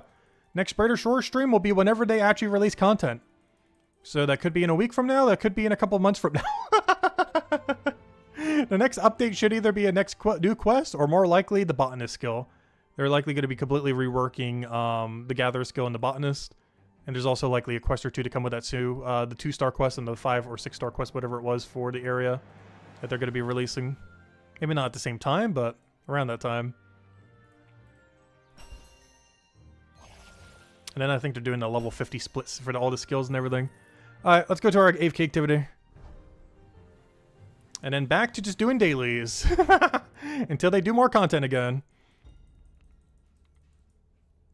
And we basically get to end the stream exactly where we started. Maybe not exactly. We technically started in the stonemason room. But this was a pretty big part of the quest as well. Oh, so we freed our boar. We don't have a boar here anymore. I freed him on this account. Brought him back to his land. I'm not sure if I could recapture him at all. I was kind of hoping we could have a little pet boar over here that we could go pet and everything. But when I clicked on the gate, you just give him freedom. Which means this room is just empty now. Who knows? Maybe we can keep future pets here. That'd be funny if that's what this is used for. When they add a pet system to the game, could you imagine this is where you keep all the pets? Oh, that'd be really hilarious. Maybe that's what this is going to be used for. I didn't think about that. Because pets are probably going to be members only. And this is a members only area. What if they... I didn't think about that till just now. It was like for a one-off for this quest for the boar, but what if this is just going to be where you leave all your pets that you collect from all the bosses and everything, or however they do pets in this game? Or from all the skilling activities or whatever else. That might be the pet room. I don't know, we'll find out. But to divination we go. Let's see, we'll do one prediction here, let's see. They have a lot of funny flavor text. Get the one-time bonus while we're here. And now we're out of here. Let's see what we get. Should I continue to believe all of this is real?